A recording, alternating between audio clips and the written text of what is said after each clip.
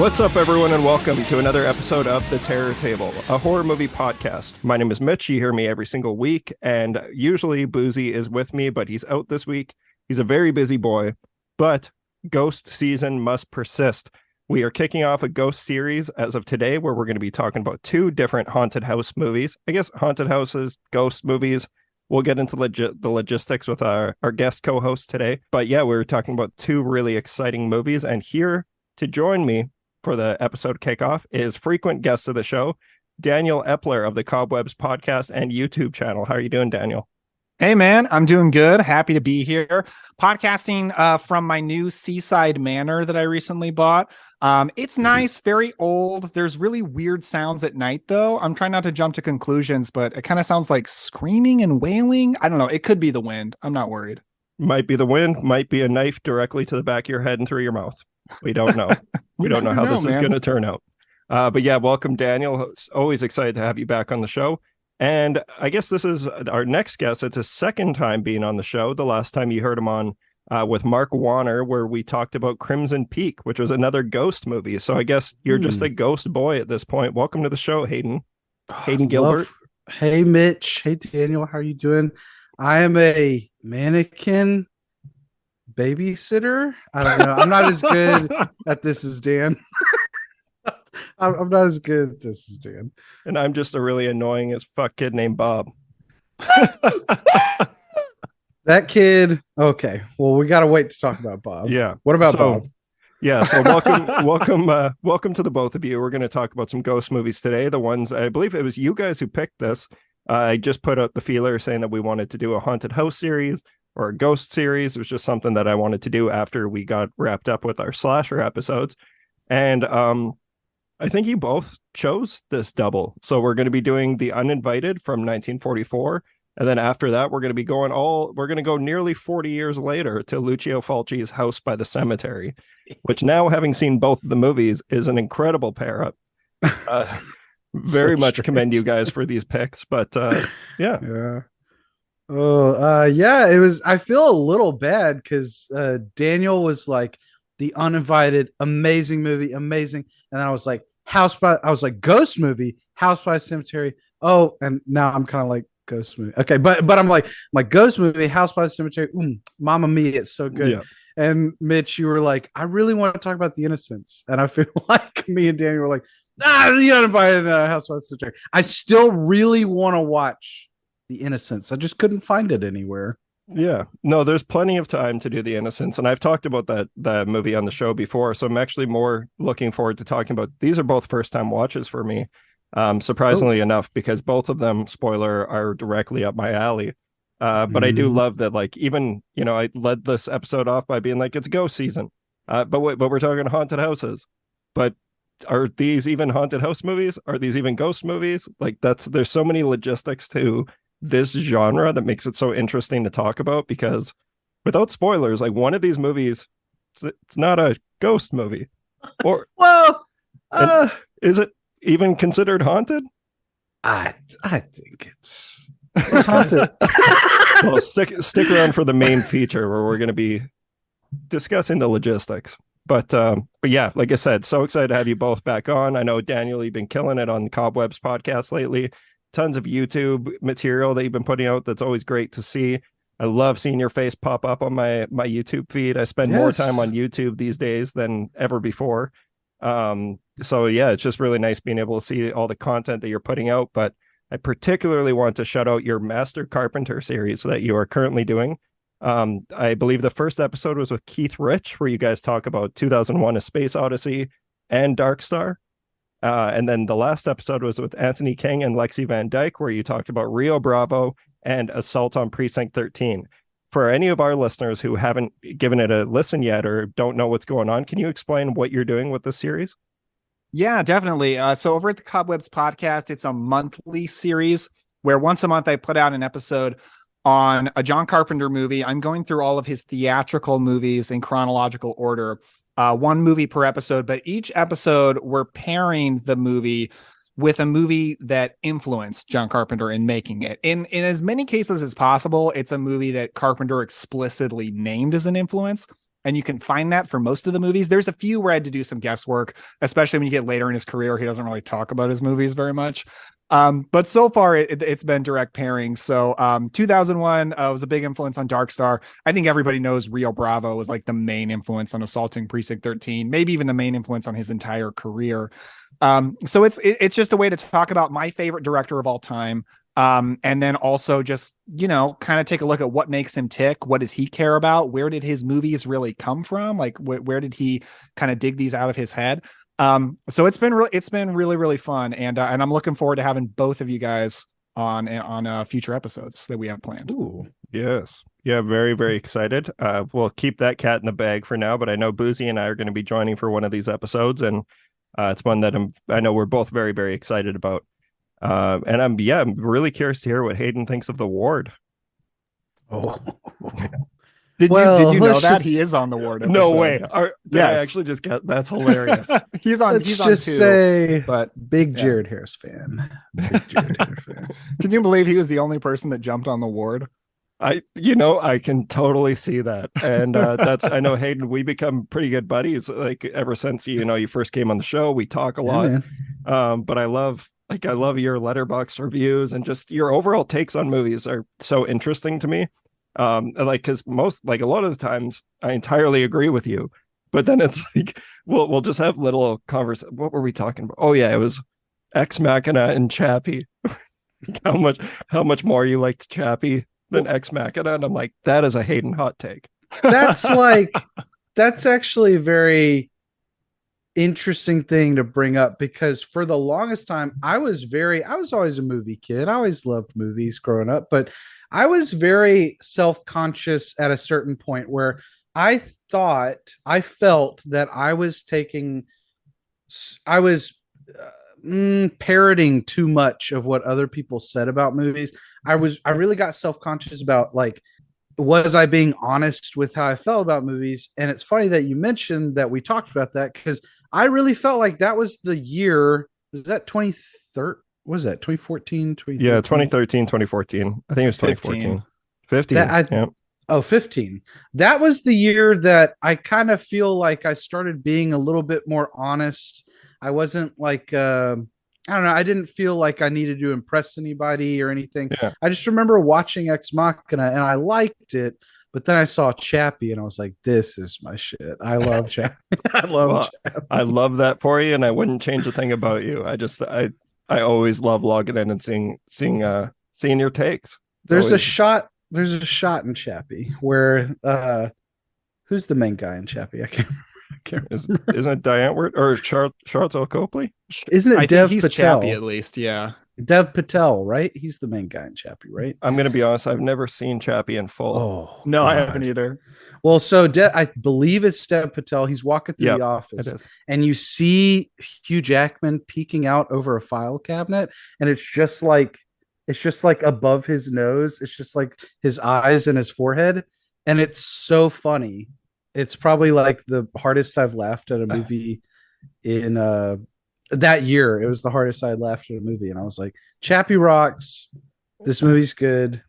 Gangster number one. Yeah, Chappie. I didn't even know Hugh Jackman was in that movie. But let's talk about ghost movies. let's just talk Ghost about Machine. what we've been seeing recently. Do one of you guys? Let's hear Daniel. Do you want to kick us off with some stuff you've been watching recently? Yeah, sure. So I haven't watched a ton of new stuff lately, but one semi-new movie that I watched recently, I think it came out last October, was The Curse of Bridge Hollow on Netflix. Have you guys seen that? I wanted to watch that. I have not. So it's, if I'm being totally honest with myself, I think one of my favorite kinds of movies is family Halloween movies. Yes. I love them. I grew up on them, and I still they're like catnip for me. So this is a kid's family movie. It's starring Marlon Wayans. He's the dad, and the daughter is the little girl in Stranger Things. I don't remember her name, but she's like one of the kids' little sisters. Mm-hmm. But anyway, they move into they're coming in from New York, I believe, but they move to a small town called Bridge Hollow. And it's this spooky little town that's obsessed with Halloween, and Marlon Wayans does not like Halloween because he's all upset. My cat jumped on my chair because he's obsessed with science, and Halloween's not real, ghosts aren't real, blah blah blah. Halloween isn't real. Nothing spooky is real. This is stupid. But That's unreal. the town has a curse of Jack, the Jack that spawned the jack-o'-lantern myth. And this curse is enacted, and a bunch of Halloween decorations come to life. So it's kind of like a Goosebumps haunted Halloween kind of a movie. And it's pretty fun. Like it's not amazing, but it's got tons of Halloween atmosphere. I thought Marlon Wayans was really good in it, and he was very likable. Him and his family were very likable. And it's just a good time. And there's one point where Marlon Wayans goes on a chainsaw massacre against an army of skeleton zombies, and it's pretty cool. So I enjoyed the movie. Like the sound of that. I love gateway horror like that. Yeah, that's probably a better way to put it. Gateway horror. Yeah. No, I'm a big fan of that stuff too. And I'm actually I have one like pitch that if there's one thing that I'm like working on that I'm like really confident in, it's that one. So I'll tell you guys about it off air sometime. But it falls in the family Halloween horror. Yes. realm. Oh, cool. But yeah, no, I love to hear that. I this movie was not even on my radar, but like I've never even heard of it, and I have Netflix, so I will add it to my queue and definitely get it queued up for Halloween. I wouldn't want to walk across a hollow bridge, though. It's true. So is there like, okay, Bridge Hollow? Is there kind of a horseman thing in the background, maybe? There is no horseman, but there is a giant pumpkin-headed monster that looks pretty awesome. You know, Dan, I believe we talked about this in our epic magnum opus Legend of Sleepy Hollow discussion. It is a magnum opus. I'm glad you called it that. That was a great episode. So I've read that pumpkins were not originally considered part of the Halloween tradition till it got over to America. It was originally like gourds and shit. Like Jacko the Lanterns were carved into like melons and all these kind of turnips fruits. was a big one. Turnips, yeah, ones that grew in Europe. The pumpkin of Legend of Sleepy Hollow is really one of the major things that made pumpkins become a part of the Halloween tradition, because in the story itself, it is a pumpkin. And the reason it is a pumpkin, I've read, is because it was an insult toward Ichabod Crane, because back then they considered people from New York considered people from Connecticut Yankees, because they were Northerners. And so he was like, go back to your fucking pumpkin place, Connecticut, asshole. Damn, I didn't know that the story had that much significance on the pumpkin tradition. That's very cool. I believe it did. I may have just pulled that straight out of my ass, but that's what I've read, at least. Yeah. Awesome. I love pumpkin facts. And you know what, Mitch? Legend of Sleepy Hollow, ghost story. True. A magnificent ghost story. One of the best. Oh, yeah. Yeah. Awesome. Cool. Hayden, do you want to hit us with one that you've seen recently? Oh, let me refer myself to my notes. I've watched quite a bit of horror. I'm trying to think of what I have a lot to talk about. Let's see. Oh, I watched for the first time the movie from the 90s called Screamers. Have any of y'all seen that? Wait, no, I haven't. Screamers. That's not no, because you don't like horror comedy. I think I'm thinking of a different movie. I'm not the biggest horror comedy guy. This is this one. Peter Weller. Yeah. It's got Peter Weller in it. It's sort of more of a sci-fi horror movie. It's about this colony in space that it's very political, which is why my friends who call themselves communists showed it to me. They were very excited about it. But it's all about these, like, it's about this union of workers who were at one time like kind of thrown by the wayside by their business. So they like their corporate overlords. And so these two factions kind of divided on this planet that they were mining.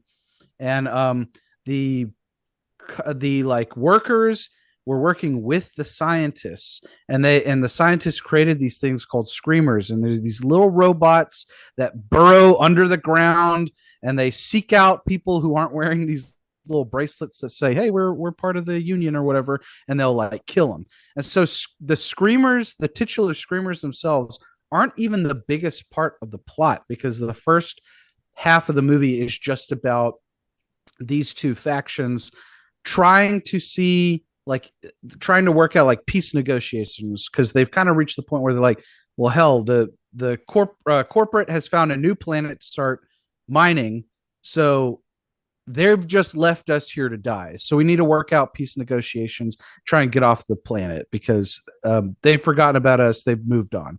And so it's really full of like political intrigue. It's got really good character work. The dialogue is amazing because Peter Weller's just this cynical asshole complaining about every single thing that like he could think of for the whole first half of the movie. And it is a really cool movie. I had never thought much of. I'd only think I had heard it mentioned on maybe Killer POV back in the day, but never thought I'd actually check it out. I recommend that movie pretty highly because I had a great time. Once the horror kicks in and it starts to become a little bit more about the screamers, it gets really fun. But even before that, it's a very, very engaging movie story-wise. So are they like monsters? So I look like it. I just Googled it and I'm seeing some cool monster pictures. Okay, I was gonna say I would maybe recommend not Googling it because there might be spoilers, but the little robots are kind of like monsters. They burrow under the ground, they seek you out, and they rip you like to pieces, basically. Yeah. And then the very first thing that happens that you're kind of like clued in on, like, what's going on? You notice it's kind of subtle. They don't really point it out in dialogue for a bit, but you'll notice that the screamers start taking the bodies. Like after they kill these people, they're like, take the bodies underground. You're kind of like, what are they doing with the bodies? And then all of a sudden, this movie becomes very relevant to something that's going on today. It's a really cool little movie. Nice. This sounds so cool. I just looked it up. There's a Scream Factory Blu-ray. It's $17.99. I kind of just want to buy it right now. This sounds awesome. I recommend it. I mean, I know a lot of people, or I know some people might not be fans of that 90s kind of sci-fi horror vibe, I guess. This is Boozy 101. Like, Boozy, you're listening to this. I know he's already got this queued up. It's like, I was going to say this. Really it looks cool. It's got partial Tremors vibes, but more so than anything, Starship Troopers vibes. Is kind of what I'm seeing. But this predates it. Yes, it's Starship Troopers without the overt like satire. You know, it's played more straight. Oh, it's on Tubi. This is a Boozy movie. Yeah, Boozy's going to be watching this pronto. Can y'all create a segment called like Boozy on Tubi or something like that? The Tubi corner. Yeah. The Tubi corner. The Tubi corner. Well, we honestly considered changing the terror table to like the Tubi table. We're just gonna that way we could do like movies that aren't horror or just anything that's on Tubi. Tubi has some really good stuff, and then they have some glorious crap on there. Yeah. No, they're the best. Just plain and simple. Okay, They that really sounds are. awesome though. Screamers from 1995. Okay, well, I'm gonna go the complete opposite end of the spectrum, and I'm gonna talk about something brand new that I saw this week. Or I guess I saw it last week. So I finally had some time off work, and I decided to use that week to just catch up on movies, work on my own projects and just recharge. And a big thing that's been missing from my life recently is I haven't been able to go to the theater a lot. So last Tuesday I went to two movies. I went to see the Insidious, The Red Door, by myself in the morning, which I'll talk about now. And then in the evening, I went and saw Mission Impossible: Dead Reckoning, which wholeheartedly recommend that. I'm not going to spend a bunch of time on it, but that movie's fucking awesome.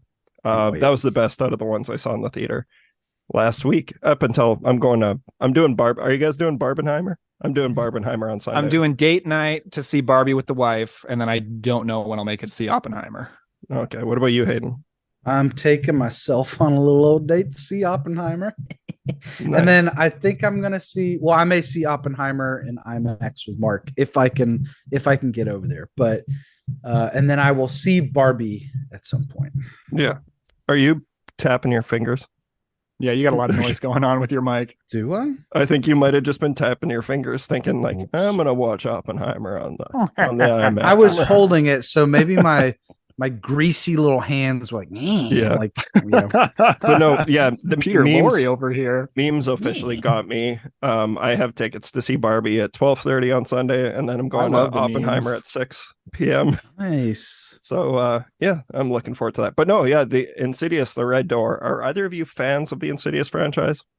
Yes. And I love that Patrick Wilson is directing this. I love that him and the family are back because they've been gone for 2 movies. And I love that Patrick Wilson did a theme song with Ghost because Yes. horror movies need more tie-in theme songs like they always had in Yes. the 80s. Love that. It's a great song. Yeah. I really, really like the first movie, especially the Lipstick Demon and the music. I think Joseph Bishara, MVP of that movie, as much And as I Tiny like the whole Tim. movie. Yeah. Mhm. And Tiny Tim. And Tiny Tim. I love with my entire heart and being Insidious Chapter 2. I think Nice. that might be okay. I'm not going to say it's my favorite James Wan movie, but out of all the Conjurings and Insidiouses, which I almost kind of pair together as like one big thing. I don't know why they're different, but they're pretty similar though. Patrick Wilson, true, James Wan, true. Ghost Stories. Out of all of those, and I like, if not all of them, the vast majority of them. Insidious Chapter 2 is my favorite. It's just my kind of kooky, bizarre, weird, and fun, and spooky. I don't love Insidious Chapter 3, although I really enjoy that the conceit is about a mean ghost, a mean like CPAP ghost beating up a handicapped girl. Like that movie goes for it. It's just like really brutal and relentless. I want to like that movie more than I do. I never saw The Last Key. I was kind of bummed for a while. I was like, Insidious Chapter 2 sets it up so interesting. You've got this little group. You've got Specs and Tucker and Carl with this little dice, and maybe Barbara Hershey as like a ghost hunting team, and you got Ghost Lin Shay leading them as like the Ghostbusters. I was like, I want to see these sequels, and then they kept going back and doing prequels. So I'm interested in 5. I just haven't watched it yet. Yeah, I'm a big fan of the whole franchise. Like I really like all 4 of them. I really like The Last Key, but I know that the first one is the best, but 3 is my favorite. Mm-hmm. So it just goes, I love it. That movie really pulled the rug out from under me. I went in with very low expectations, and now I don't know. There's something about it that I just really enjoy. You and Mark Warner. Yeah, I love the whole franchise. Unfortunately, I didn't love the Red Door, which was kind of a bummer because I was really, really looking forward to this, especially knowing that Patrick Wilson was, helming and directing the thing. And I think he did a really good job. I think, I've obsessed over this franchise and Patrick Wilson for a long time. So knowing that he has always been vocal about how he's not a horror movie fan, like that's one thing where I was like, well, I'm not sure how it's going to look when he directs a horror movie. But at the same time, he's been directed by James Wan and some of the greats. So I'm, and he's clearly a bright person, and he's, he's an astute filmmaker, and that is on display in The Red Door. It's definitely well directed. I think there's just something about it that, it's got the jump scares, and, a lot of people poo-poo on jump scares, but that's a big part of this genre and why people like it. I thought that was what made those Insidious movies so much fun to go out to the theater, is like watching the whole crowd jump, or the person that you're with throw their popcorn in the air. Like I like that part of horror. So I'm all for, a well-crafted jump scare, and there's a bunch of them in this one. But the movie basically, it picks up all these years later. Young Dalton is now sprouted up. He's a very tall, made me feel so old, which that was like the worst part for me. I was like, God damn it. It feels like yesterday I went and saw Insidious in the theater, and it was like 13 years ago. It's insane. Oh my God. I know. And I'm like, do I look that different but it's, whatever. We're getting old. It sucks. But young Dalton, he's really good. Like he's a good actor. And I think, he shows a lot of promise, in the future, just as a more dramatic actor in his adult years. But the movie falls into a lot of cliches that I'm not a big fan of. Like he's a art school student that automatically is like, we're going to go into a classroom and she's going to tell him to paint from within. That's going to happen, isn't it? And then it happened. I'm like, oh God damn. Like it's so so cliche. And I'm also not above cliches and horror as well, because there's certain things that work for a reason. But it just wasn't it just wasn't connecting for me. I feel like another big part is that the movie picks up all these years later and they're divorced now. They're separated. So like what? exactly. Automatically Daniel's least out. favorite thing. No, like I love that family so much. So it's like, when we open up with they're going to Barbara Hershey's funeral. So automatically she's dead. I'm like, fuck. What the fuck? Yeah, I get, and this is all in the first 5 minutes. So I hope I'm not spoiling it too big, but then, I'm such a big fan of Rose Byrne and I love her character. Like I love Josh and Renee Lambert together, and they spend 90% of the movie apart from each other. I have seen these Insidious movies so many times that I can pretty much recite every word in all of them. And I still forget that there's another brother, like a brother. Oh, that isn't Yeah, Dalton. the little dark-haired one who never says anything. Yeah. Well, he says something in this one. And I was like, it was He says something. He says something. He has like one pretty important line, and I went to it by myself. I love going to movies by myself, especially if it's like 11 a.m. There's two other people in the theater. I'm like, normally going to a movie like Insidious on opening night is dangerous because you run the risk of being surrounded by really loud kids or teenagers or people on their cell phones. I'm like, perfect, no one's in here. But holy shit, my eyes rolled all the way to the back of my head. Oh no. When he said one thing. But it's not bad. Like the movie is not bad. It's very well put together. Patrick Wilson is like, it would take so much for that guy to turn in a performance that's not short of great.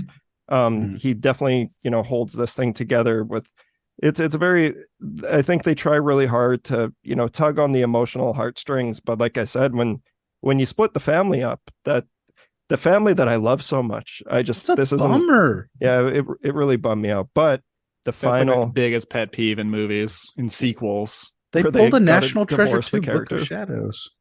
Well, it's not so bad National Treasure 2 because at least they spend the movie together and they get back together by the end. And it also wasn't quite so cliche at that point. Now it's like every sequel ever made, they do that. Oh, I know. And I don't know. Like another big thing is, at the end of Insidious 2, they basically set up that they're going to wipe their memories so that, that automatically, I'm like, yeah, that's a fine fitting ending for that. But now we got to watch this other movie where we already know what's going on and the characters are relearning stuff that we already know is happening. And I forgot that part of Insidious 2. I don't think I've seen that since the theater.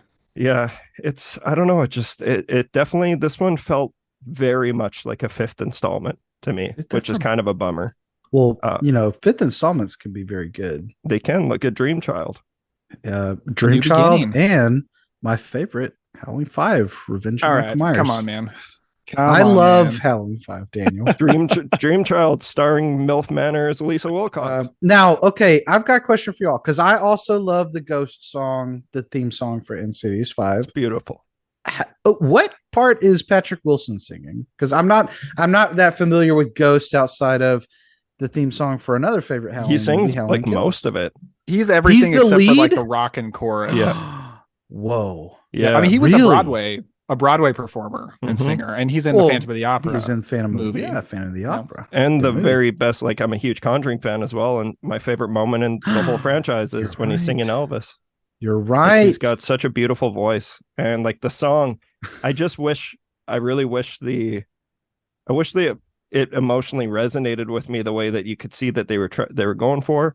But even like, I'm not some genius by saying I could pick up like, half an hour before the movie was over. I was like, we know we're about to see one of these characters and they're going to say something that's going to make everyone like, it just feels kind of cheap to make you teary-eyed and nostalgic for the franchise. But it's my least favorite. Out of all of them, I wouldn't say it's a bad movie. I still think if you're an Insidious fan, you should see it. You don't necessarily need to rush out to the theater, but like I said, the theater is where you get the really great jump scares. And that's something that Patrick Wilson clearly picked up on from, his years of working with people like James Wan. So yeah, it was kind of a disappointment for me, but it gave us that Ghost song. That Ghost song is great. Are y'all more of a Conjuring fan or an Insidious fan? I can't answer. Insidious all the way. Yeah, I love them both. Really? I love them both, but That's tough. I don't know. Like the original Conjuring is like one of my favorite modern Yeah. horror movies. I love overall. I like the Conjuring universe more. I love the vibe. I love the period. I love the aesthetics and everything. And I like most of the movies more than I like most of the Insidious movies I've seen. But man, Insidious Chapter 2 is so fun. Yep, it is a blast.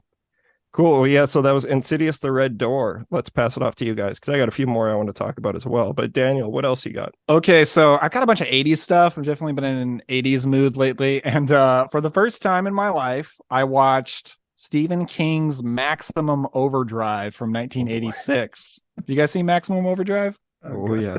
I'm assuming so. Yeah, I'm kind of late on this one. Saw a bit of it before I conked out. we did an episode on this one ages ago. Like a long time ago. Okay. Shout out Emilio. That's right. I actually watched 2 80s horror movies with Amelia Estevez recently, unbeknownst to myself. I was so surprised by what this movie was. It was not the movie I thought it was gonna be. I thought it was like Duel. I thought it was like a killer truck movie. Like this truck's coming after us and it's got a green goblin head on the front. The movie is about a comet flying by, and because the comet flies by, it turns all machines, all appliances into killing machines that just want to kill us. And I was like, what? Which sounds way more entertaining than the movie actually is. I don't know how you felt about it, but I was entertained by it. A funny thing about it is I've heard so much over the years about how insane the movie is and how cocaine fueled it is. Mm-hmm. And based on my expectations, it was not as crazy as I thought it was going to be. I was like, oh, this is actually more of like an actual movie than I was expecting based on what I'd heard. It feels very much like a zombie movie. It's structured exactly like a zombie movie, very much like Night of the Living Dead, with a group that are holed up in a truck stop, and they can't leave, or they're maybe trying to plan how to leave, but they can't because there's all these trucks out, living trucks, because all machines have come to life, and all these trucks want to do is kill them. So basically, instead of zombies, you've just got machines that want to kill everybody. It's weird. So many of the character interactions are so strange, so odd, and there's so many really weird actors, like actors you would not expect to see in a professional movie, not because they're bad, but because they're just so odd, which I liked about it. It just made the movie quirky and weird. I gave it 3 stars, actually. I kind of enjoyed it, but it's structured very weird. It does not have a clear like first act, second act, third act. It just feels like stuff just happens and happens and happens, and then the movie ends. Yeah. I mean, huge Stephen King fan. Hot take, I know. But no, yeah, love Stephen King. Even who? It's like, even when it's not a great adaptation or a great movie in general, I generally like any Stephen King movie because they just have a different feel. They have a kooky, fun kind of feel to them and stuff. Yeah, me too. Maximum Overdrive is one I could never really get into. I didn't even really care for this short story that much when I read it back in the day. I do, however, love the trailer for Maximum. Maximum it's an Overdrive. all-timer. Oh yeah, that's an all-timer. Stephen King. He's like, I just wanted someone to do Stephen King right. Yeah, he's like, I'm gonna. Oh, that's right. They say if you want something done right, you got to do it yourself. I'm gonna scare the hell out of you. Yeah. It's funny because the movie doesn't even feel like it's trying to be scary. Like at no point does it even feel like they're going for a scare. It's just trucks driving around. It's so sad too, because he was like, I wanted to do it because I wanted to see if I could do it, and it scared me away from ever directing again. At least he understood. Yeah. Yeah. So funny. Yeah, no, I've only seen it. I think I've seen it twice in my life, and I'm definitely going to rewatch it again at some point. But I just remember I didn't hate it by any means, but it is one of those ones where I felt like, given the history and everything you hear about it, I was expecting it to be way crazier than it actually was. I want to know the story behind the Green Goblin. Like, why the Green Goblin face on the truck? Yeah, it looks exactly like the Green Goblin from the It comic is. books. It is, yeah. It is. It's him, yeah. Yeah, I have no idea. I'm pretty sure there is a story. There was I think Vestron put out a Maximum Overdrive. Yeah, that's how I watched it. Special features I would like to check out, but I don't own that copy. Yeah. Yeah. Cool. Well, Hayden, do you have another one you want to chat about? Let me see. Let me pull it up here. There's a few I don't have a lot to say about. I did revisit a movie I love to death, so I could just give it another little shout out on here for anyone who hasn't watched it, because while I was away on vacation and away from any way of like watching anything live as it happened, uh, Mark did tell me that Joe Bob did an episode on the Dark Knight of the Scarecrow, and I was like, that is perfect material for him. That's like up there with Legend of Boggy Creek. It's two things that go so great together, you know? And so it was perfect for his format and everything. So whenever I got home from vacation, I watched it, because any reason for me to revisit that movie is a great one. Dark Knight of the Scarecrow is like a made for TV movie from the early 80s. It was written by pretty much the only filmmaker to make it out of my hometown. And the first time I ever heard of it and saw it was when the DVD first came out, I think in 2010 or something.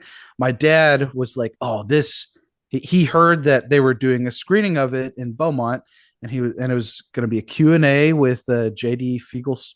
I don't know his name off the top of my head. Fiegelson. But yeah, Fiegelson. And he was like, "We got to go." This was like a huge event back in the day when this came out. He was telling me all about the first time he saw it, how crazy it was. And he was really passionate for it the same way he was about like the Salem's Lot miniseries. So I was like, oh man, if this is anything like Salem's Lot, it's going to be great. And we watched it, and just like feeding off his passion for it, I just fell in love with that little made for TV movie about a killer scarecrow. And just all these years later, it just, every time I rewatch it, I love it more and more. It's slow, you know, it doesn't give you the killer scarecrow action you're probably thinking it does when you see the poster art and whatnot. But you finally get a little bit of it at the very, very end. It really makes you work for it. But there's just such a pleasant, cozy vibe to it that I really, really gel with. It always gets me excited for late summer, early fall. And I think you both have seen it. Mitch, I think you and I have talked about it before. I don't think I've seen Dark Knight of the Scarecrow. I know Boozy is a big fan of scarecrows. Oh. I started with the military guys. Yeah, I started watching it once, and it's a bunch of military guys in a helicopter, and I'm like, oh, this is not the vibe I was looking for. And see, Boozy, like, maybe another Boozy time. loves that shit. Like Starship Troopers, Dog Soldiers. That's like Boozy's bread and butter. It's military dudes taking on monsters. But no, I don't think I've seen this, so I'm gonna put it at the top of my list. Oh man, I see it's on Tubi. It's a made-for-TV movie. I think it's generally considered one of the best. I mean, I would agree with that. It doesn't. You don't watch it and you're like, oh, this is definitely made for TV. Like, it's definitely well made. Has great atmosphere to it. Mm-hmm. It's such a good. Like, I cannot stress this enough. It is a slow burn, and the kills are edited for TV and whatnot. But it's such a good little movie. The more I think of it, or the more I think about it, the more I am just like in love with the script. I think it's a perfect script and the way everything is set up and paid off. And I didn't know this. I've seen this movie a bunch of times. I felt like I read up a bunch on it, but why I love watching the Joe Bob stuff is because he's just, he's so well versed in all this stuff. He brings up these tidbits I never knew. Apparently, JD Fiegelson, right? Yeah. JD Fiegelson. I don't know why I'm pronouncing it like that. He was in contact with Ray Bradbury when he was writing the script, and Ray Bradbury, who is another one of my favorite authors, took him under his wing and pretty much like not helped him write the script, but he would send him notes, and to the point where like the very last draft, he was like, "You're done. This is great." And so I had no idea Ray Bradbury had such an influence on this movie.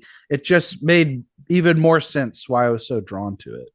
Yeah, that's got to be like a revelation for you, because I know this movie is like one of the greatest Hayden texts of all time. It's like such a Hayden movie. It certainly and I know feels like it. You're this huge Ray Bradbury guy too, so that's just amazing. I had no idea. It truly felt like the stars were aligning when he said that. I was like, what? It's crazy. You heard angels singing, man. I did. They were wearing burlap sacks over their faces. Well, I do love Scarecrow. So, like, not the movie Scarecrows. I don't think I've seen that one either, but I'm going to add this to my list. Man, it's a great one. There's another one that Jeff Burr did just called Night of the Scarecrow, and that's more of like a Scarecrow slasher. That's a good one too. I recently watched Husk. That's okay. Husk? Yeah, it was all right. I just want a great Scarecrow movie, and Dark Knight of the Scarecrow is a very good movie. It just doesn't give you much Scarecrow action on screen. That's just kind of what I'm missing, but I do like it. I still think more of a ghost movie.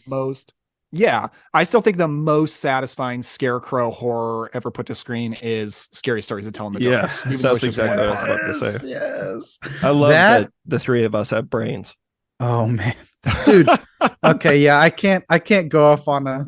Not enough people give that movie the respect it deserves. I was working at a theater when that came out, and I was gripping the table in front of me, and I was just like freaking out because I was having such a great time, and the response was so tepid. Yeah. Whenever, like, after it, I was like, this was such a good little movie. So I think the Herald stuff and that, and Jeff Burr's Night of the Scarecrow, that's gonna scratch your Scarecrow itch, I feel like. Yeah, I mean, that's like a perfect movie for me because it's got Scarecrow horror, it's got a drive-in, it's got trick-or-treating. It's just got like everything I want to watch in a movie, you know? That whole montage set to Season of the Witch is like, oh God. Any kinds of covers of Season of the Witch do it for me. You got Dean Norris as your sad dad. That's great stuff. He's great sad dad. Would they he's great. She like so bad for him. You got toes. You got toes. We're all big toe guys. Man, I know. One of my favorites. So at the baby shower for my kid, one of my friends came and he gave my kid as a present the Scary Stories to Tell in the Dark book. Oh. And like I almost wanted to cry. Like I was so touched by that, and I love having that on his shelf. And I do read. I mean, right now he's a baby, so he doesn't know the difference, but I do read it to him already. And I bet he loves the Hearst song and the ones that are like sing-songy and stuff like that. That's awesome. Cool. So yeah, Dark Knight of the Scarecrow. That is 1981. Cool. Yeah, I'm going to watch that one. I'm going to knock off two at once because they are two Roger Corman, Edgar Allan Poe collabs. Yes. So language, man. You're speaking. Yes. I figured and I honestly didn't even plan this, but it is perfect that both of you are here for this. Because obviously, you know, the early days of Cobwebs was, primarily focusing on like the Hammer stuff, but you also covered a lot of the Corman and Poe movies. But yeah, I am going to talk about two today. I watched House of Usher. Is it just House of Usher or is it Fall of House of Usher? It depends on the country of release. I think in America it was House of Usher, and in UK it was Fall of the House of Usher. But it is confusing. I think on my copy, because I have the Scream Factory, like Vincent Price collections, the only one I don't have is the second one, which is annoying because now it's like $300 online, and I really want it.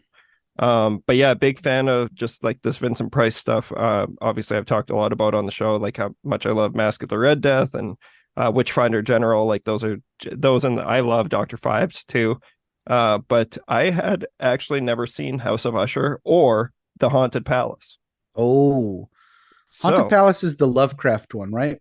Yeah, so it was actually like, you know, everyone, you know, they Roger Corman was even marketing it as like still an Edgar Allan Poe collab, but it was like the actual story for Haunted Palace was written by H.P. Lovecraft. Can you confirm that, Daniel? Yeah. I'm trying to remember the title, but I think it's the same title that The Resurrected is based on with Chris Sarandon. Isn't it Shadow over Innsmouth? No, I don't think so. Not that one. It's got the guy's name in it. It's like the something of this Randolph guy. Carter. I'm just gonna go through all the titles that I know. The titles that I know. It's like the something of Doctor something.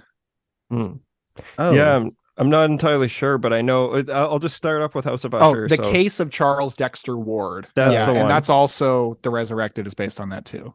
Okay, that makes sense. Yeah, Charles Dexter. Yeah, okay, so I'll go with actually now that we're on that, I'll go Haunted Palace first. So Charles Dexter Ward arrives at a small village to visit the house he inherited from his ancestor who died there 100 years ago. And all these movies are starring Vincent Price. Always a blast seeing him. Basically, one of the big reasons why I love these movies and a big part of my recent love for them is Cobwebs. Definitely got me into all of the gothic cinema that I've always been a big fan of gothic cinema, but I didn't know really where to start with these classics, if you will. But picking up those sets has been just like, they're kind of become like comfort movies for me. Just ghost movies in general are comfort movies for me. Like if I'm ever like feeling sick or don't know what to put on, I don't know how you guys are, but like I fall asleep with the TV 9 times out of 10. I'm now falling asleep to like old black and white movies or these Corman and Poe stuff, because there's something about them that kind of, it's not like Soothing. they definitely do not bore me, but they're soothing. Yeah, they're so for soothing. sure. Yeah, and for sure. And I just love like the aesthetic. I love the sets, and like especially like the Haunted Palace has some amazing sets, and you get to really explore them with the characters, which is one of the best things I can say about the Haunted Palace. But yeah, you definitely need to enjoy watching people walk around corners. That is like a big thing in the Haunted Palace. But luckily, since I love the tone and the aesthetic that so much that it's a treat, not a chore. But Vincent Price plays two characters. One of them, well, kind of. You're led to believe that he plays two characters, but one of them is a warlock, and the other is his nephew, who the warlock is set on fire at the stake. And of course, before in his last final dying words, he announces a curse to all of those around him. And yeah, it's just a blast. Like this one, actually more so than the others, I kind of felt had a bit of a sleazy edge to it. Because like the it makeup, does. I mean, it's got that one scene. Yeah, like there's some pretty kind of uncomfortable things in here, but like the mutants themselves, like the makeup on the mutants, it looks like, I don't think that they were built to be screened in 4K. Very splotchy. Yeah, very splotchy. Like it's like the eyes are covered in like some kind of paste, but oh yeah, and I actually saw, because I think Hayden, you posted on Letterboxd something about like the only thing that this movie suffers from is there's a painting of Vincent Price in it that looks rough. And while I was watching, I was like, this is like telling my parents that I want to rent a Vincent Price movie, and they go, no, we got Vincent Price at home. We've got a Vincent Price painting at home. And those paintings, they actually, I don't know who it is, like maybe just someone in set deck or someone in the art department who actually provided those paintings, but they are the only thing that kind of really stands out. If they just showed it from afar, it'd be fine. Yeah, I don't know. I really like the Haunted Palace. I like them both probably equally. But House of Usher, another like awesome part about it is knowing that Mike Flanagan's new series is going to be coming. It's around the corner. They filmed it all here. There was like so much drama surrounding by the shoot, but that's like there is for every shoot. Like every movie's a nightmare, what I've picked up on. But everything that I've heard and seen, like, I love Flanagan. So I'm just excited. And he just switched to Prime, so he may have been in a bad place with the people he was talking to through Netflix. Yeah. So. Is this not going to be on Netflix anymore? This is the last thing he's doing for Netflix. Oh, okay. And now he's in the Dark Tower universe with Prime. Yeah. Okay. But nothing could ever take away the emotional power that first season of Hill House had on me. Like, God, yeah. I hadn't felt that way about a TV show since like 6 Feet Under. It was like, no, it's very, the best. very powerful. But I want to speculate about the TV show or ask y'all what y'all think. So he's doing that thing that he's been doing with the Haunting series, where he takes like an author and he kind of combines a bunch of their stories into one. Sounds like he's doing that again with Poe, which is awesome because it's going to be the fall of the House of Usher. But he's also said in interviews that he's mixing a lot of different Poe stories in it. So we can guess there's going to be a heart under the floorboards, and there's going to be a black cat. There's going to be a raven saying nevermore. All these little great hallmarks. And I love that.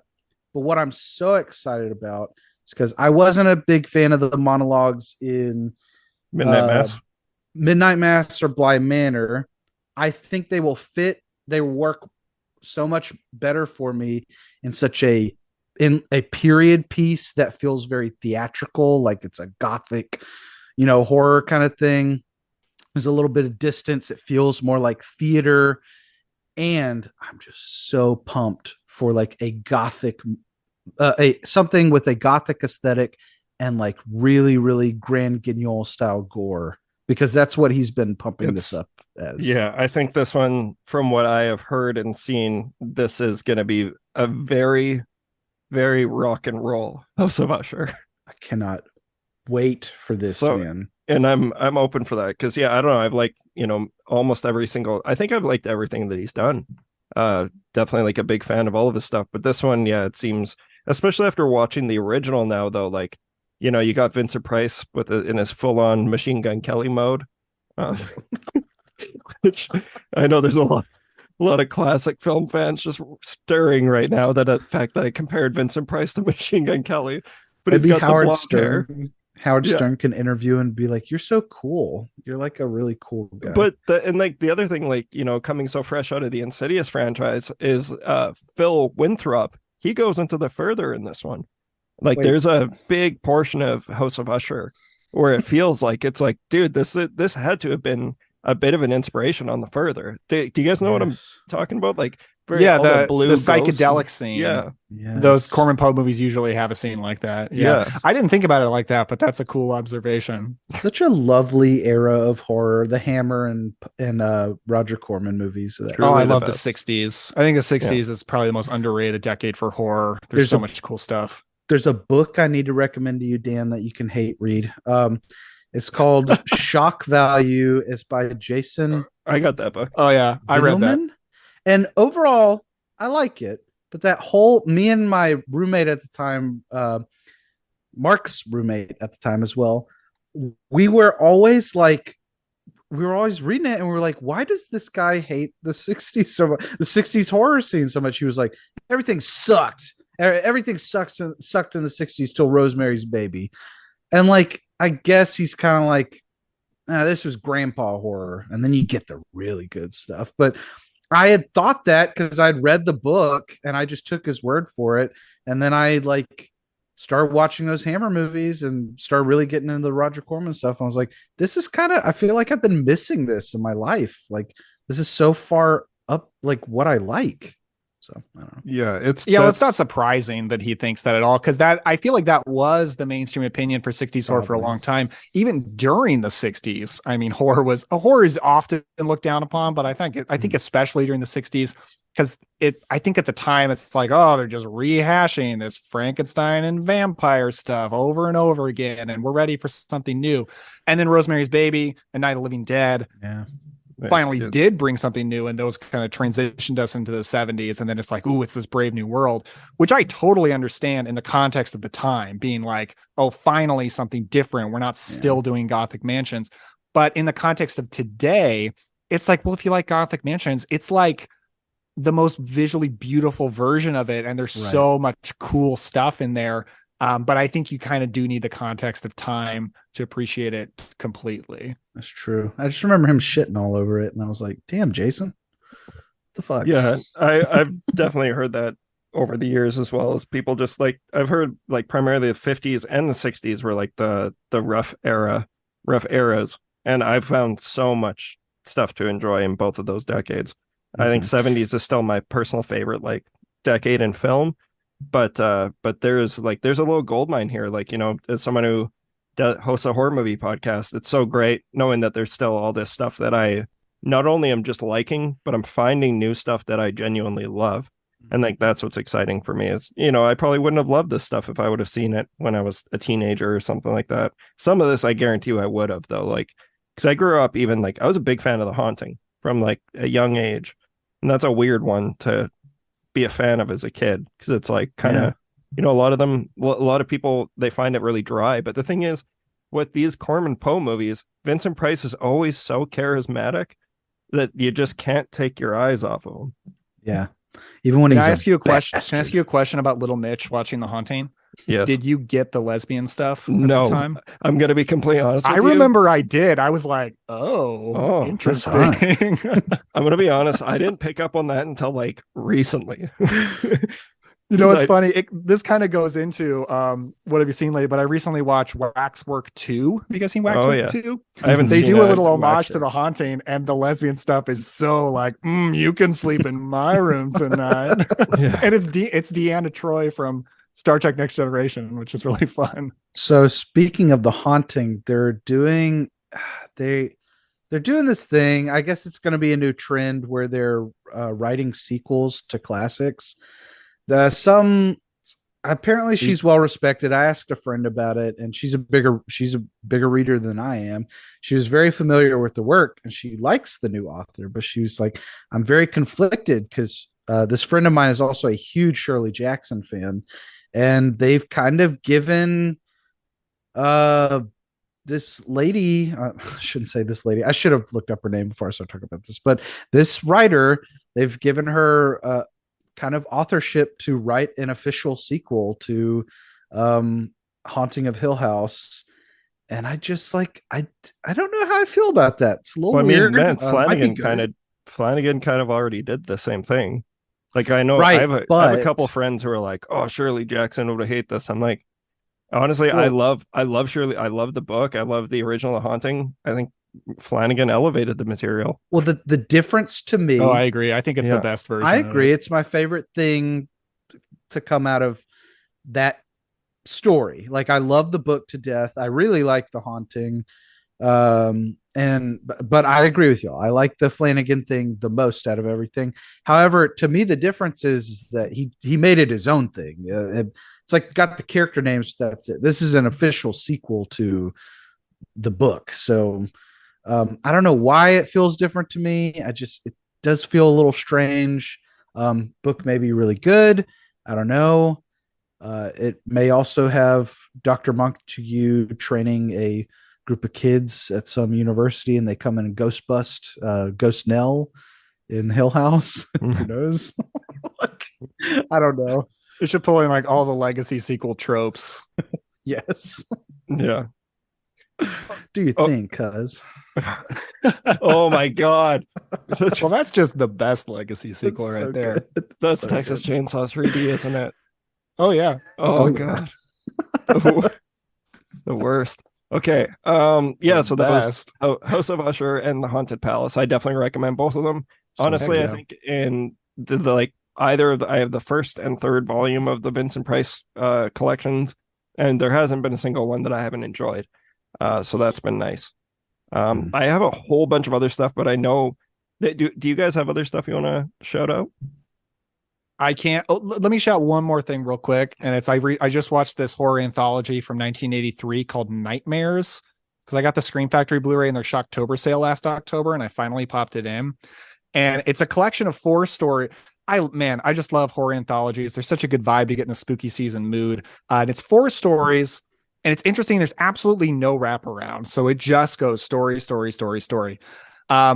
And the first one is definitely the best one. It's this one where this woman has to go out for cigarettes when she knows there's this escaped lunatic on the loose. So she risks it. And of course, she's probably going to come into contact with that escaped lunatic. There's another one with Emilio Estevez, where he's this teenager addicted to this video game and he can't stop playing it. And it's got a lot of like fun 80s arcade nostalgia because he keeps going to the arcade to do it, which is fun. And there's another one with Lance Henriksen. And then there's one with a monster rat, and that's what I centered my Letterboxd review around, where the whole segment sets you up to where there's a monster rat, like giant rat in the house. And when you finally see it, it's the most disappointing reveal I've ever seen. Like, it's such a bummer what they did to realize this monster rat. It's not Cabinet of Curiosities version, sadly. Or Hail Ratma. Or Ratma, yeah. But it's a pretty solid horror anthology, I thought. Like, I think definitely the first 2 segments were the best, so it unfortunately goes a little bit downhill, but the next 2 are still totally fine other than the rat reveal. And I thought it was a pretty cool little horror anthology. I don't hear talked about as much as some others. Apparently, it started out as kind of a pilot to a horror anthology TV series that never happened, so it kind of just got thrown together for a movie. But I would recommend it, especially for people who just love checking out like any horror anthology. It's probably better than a lot of them out there. And what was that one called again? It's just called Nightmares, so kind of a generic title. Kind of want to see that. That sounds cool. I like rats, even if You they would look probably fake. like it. I think it's up your alley. Yeah.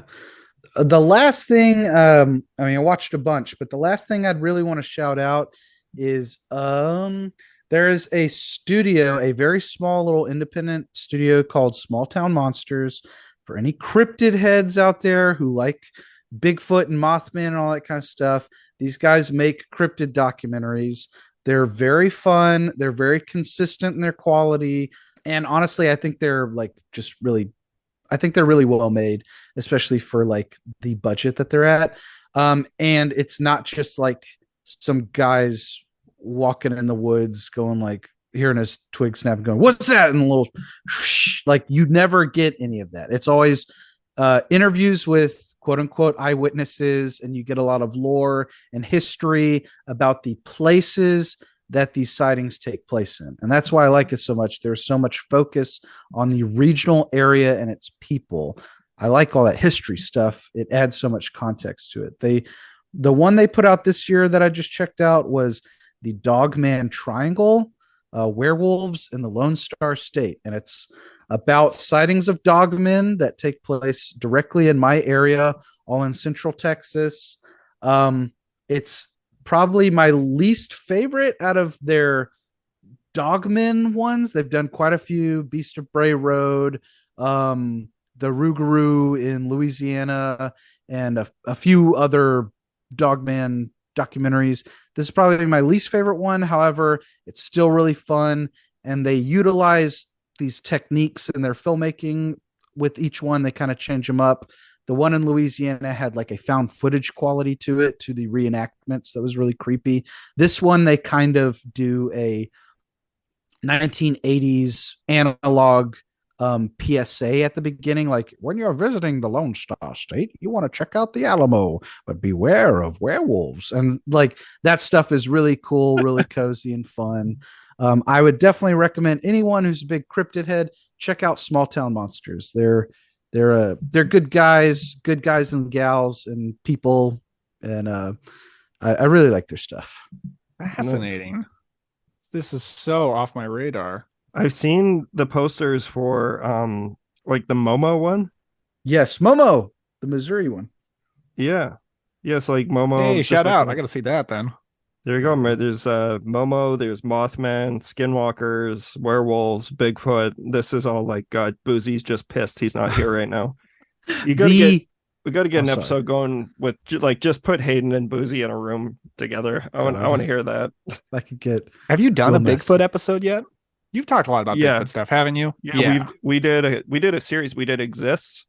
Right. And then we also did what was the other one? Oh, Legend of Boggy Creek. Hell yeah. And then Willow Creek. No, Bigfoot fan. The art they display, I don't know who does their art, but the art they display in these documentaries is always fantastic. This one, I hope they didn't utilize AI. If they did, it looks really good, but they don't usually. Usually it's just like paintings and drawings and whatnot. But this one, they mocked up these fake game trail camera images where it looks like, someone had like a hunter's game trail camera on a tree and it caught like some movement. And man, the stuff that they came up with on that is really creepy. If they put one of those things in motion, it would be one of the best looking werewolves in a long time. It's good stuff. Interesting. Awesome. Sweet. This made me, can I shout out one more thing? Because this made me think about it in terms of just something so underground. Not something I've seen, but something I just found out about yesterday. It's this Nightmare on Elm Street fan film that's coming out. It's called Dylan's New Nightmare. And normally I don't care about fan films. That's not really an interest to me. But it is starring the guy who played Heather Langenkamp's son in New Nightmare. And he's a grown adult now, and he's playing the same character. Miko Hughes? The kid from Jurassic Park. Wait, is it Miko Hughes or it's Miko Hughes? Miko Hughes. Oh, the kid from Jurassic Park is New Nightmare. Sorry. I watched the trailer and it looks like kind of professional. And they show Freddy Krueger briefly. He looks amazing and he Really? sounds amazing. And, you know, like in a time where studios absolutely refuse to give us an official new Nightmare on Elm Street movie, kind of an interesting alternative that I'm curious about. And it's coming straight to YouTube at some point for free, of course. But I'm interested. It's fascinating. Hell yeah. Yeah, I'm looking forward to this.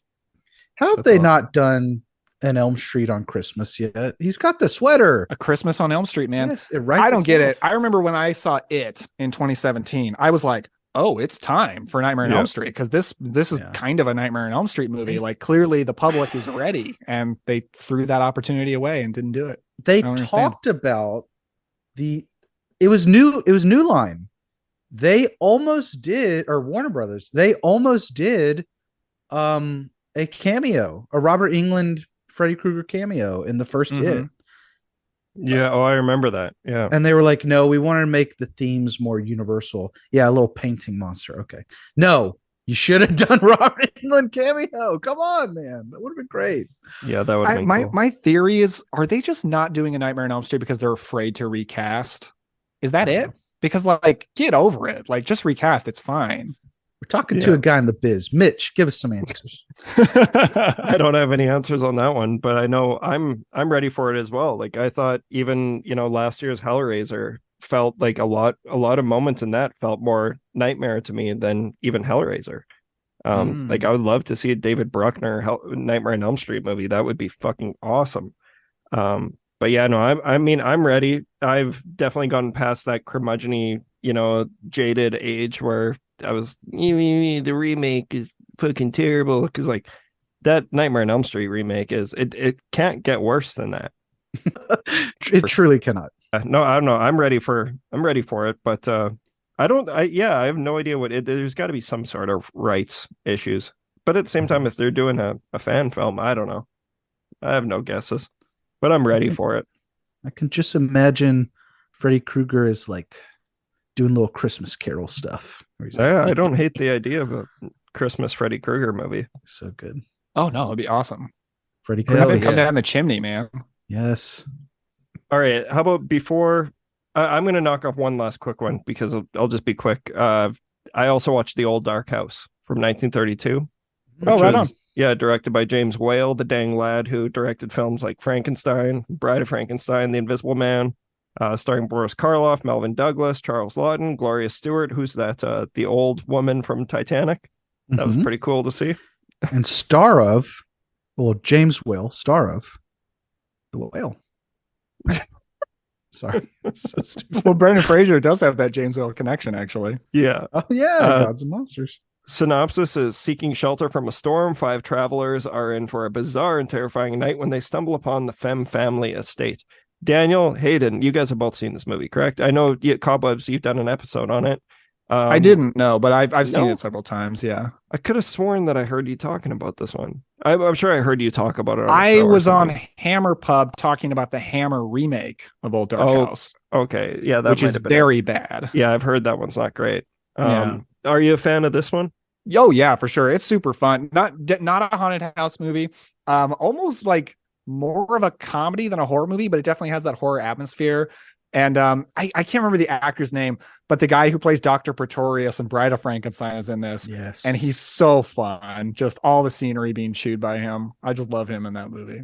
Yeah, I had to honestly look it up. Like when I started it, I was like, is it meant to be funny? And then when I realized it was James Whale and everything, I'm like, but a lot of people don't realize even Bride of Frankenstein is funny. Like Bride of Frankenstein has some amazing comedic moments.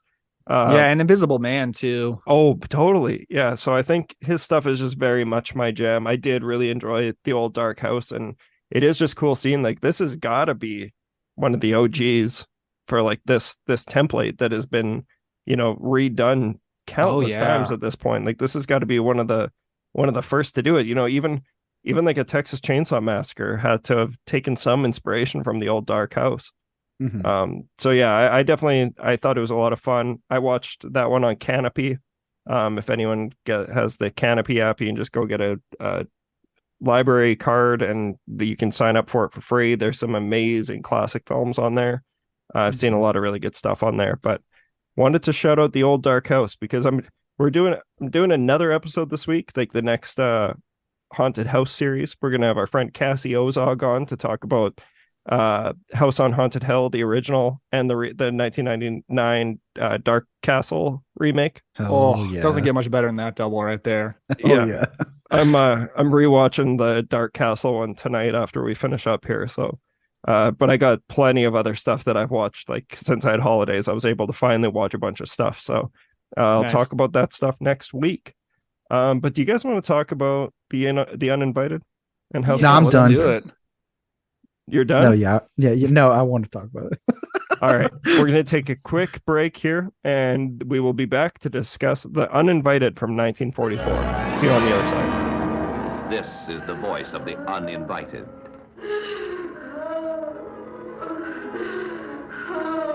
It's coming from downstairs.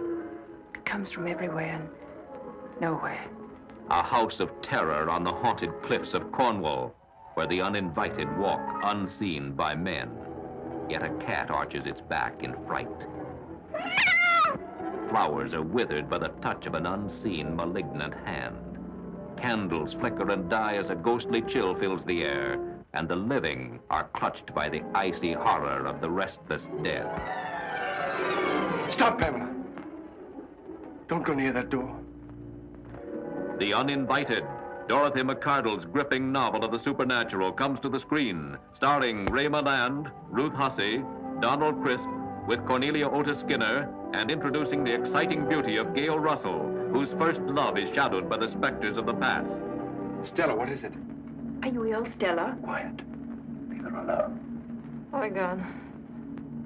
Stop her, Scott. She's in a trance. I saw this happen once before at a seance. I thought it was a fake. But this isn't. I know. It's dangerous. Please get out of this house now. Now lie there quietly. I'm not afraid of anything here. Then be afraid. Be afraid for heaven's sake. When you were a little child, the evils of this house reached out for you. Stella! Go! Go!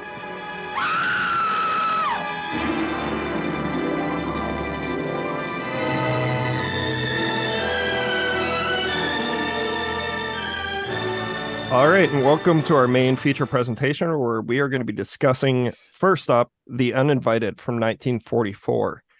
So this was a movie directed by Lewis Allen. Actually, I think I just want to pass this one off to, I think it was, Daniel, you were the one who chose this one. So we'll get you to give our listeners a bit of a rundown on what The Uninvited is, why you chose to pick it for this episode.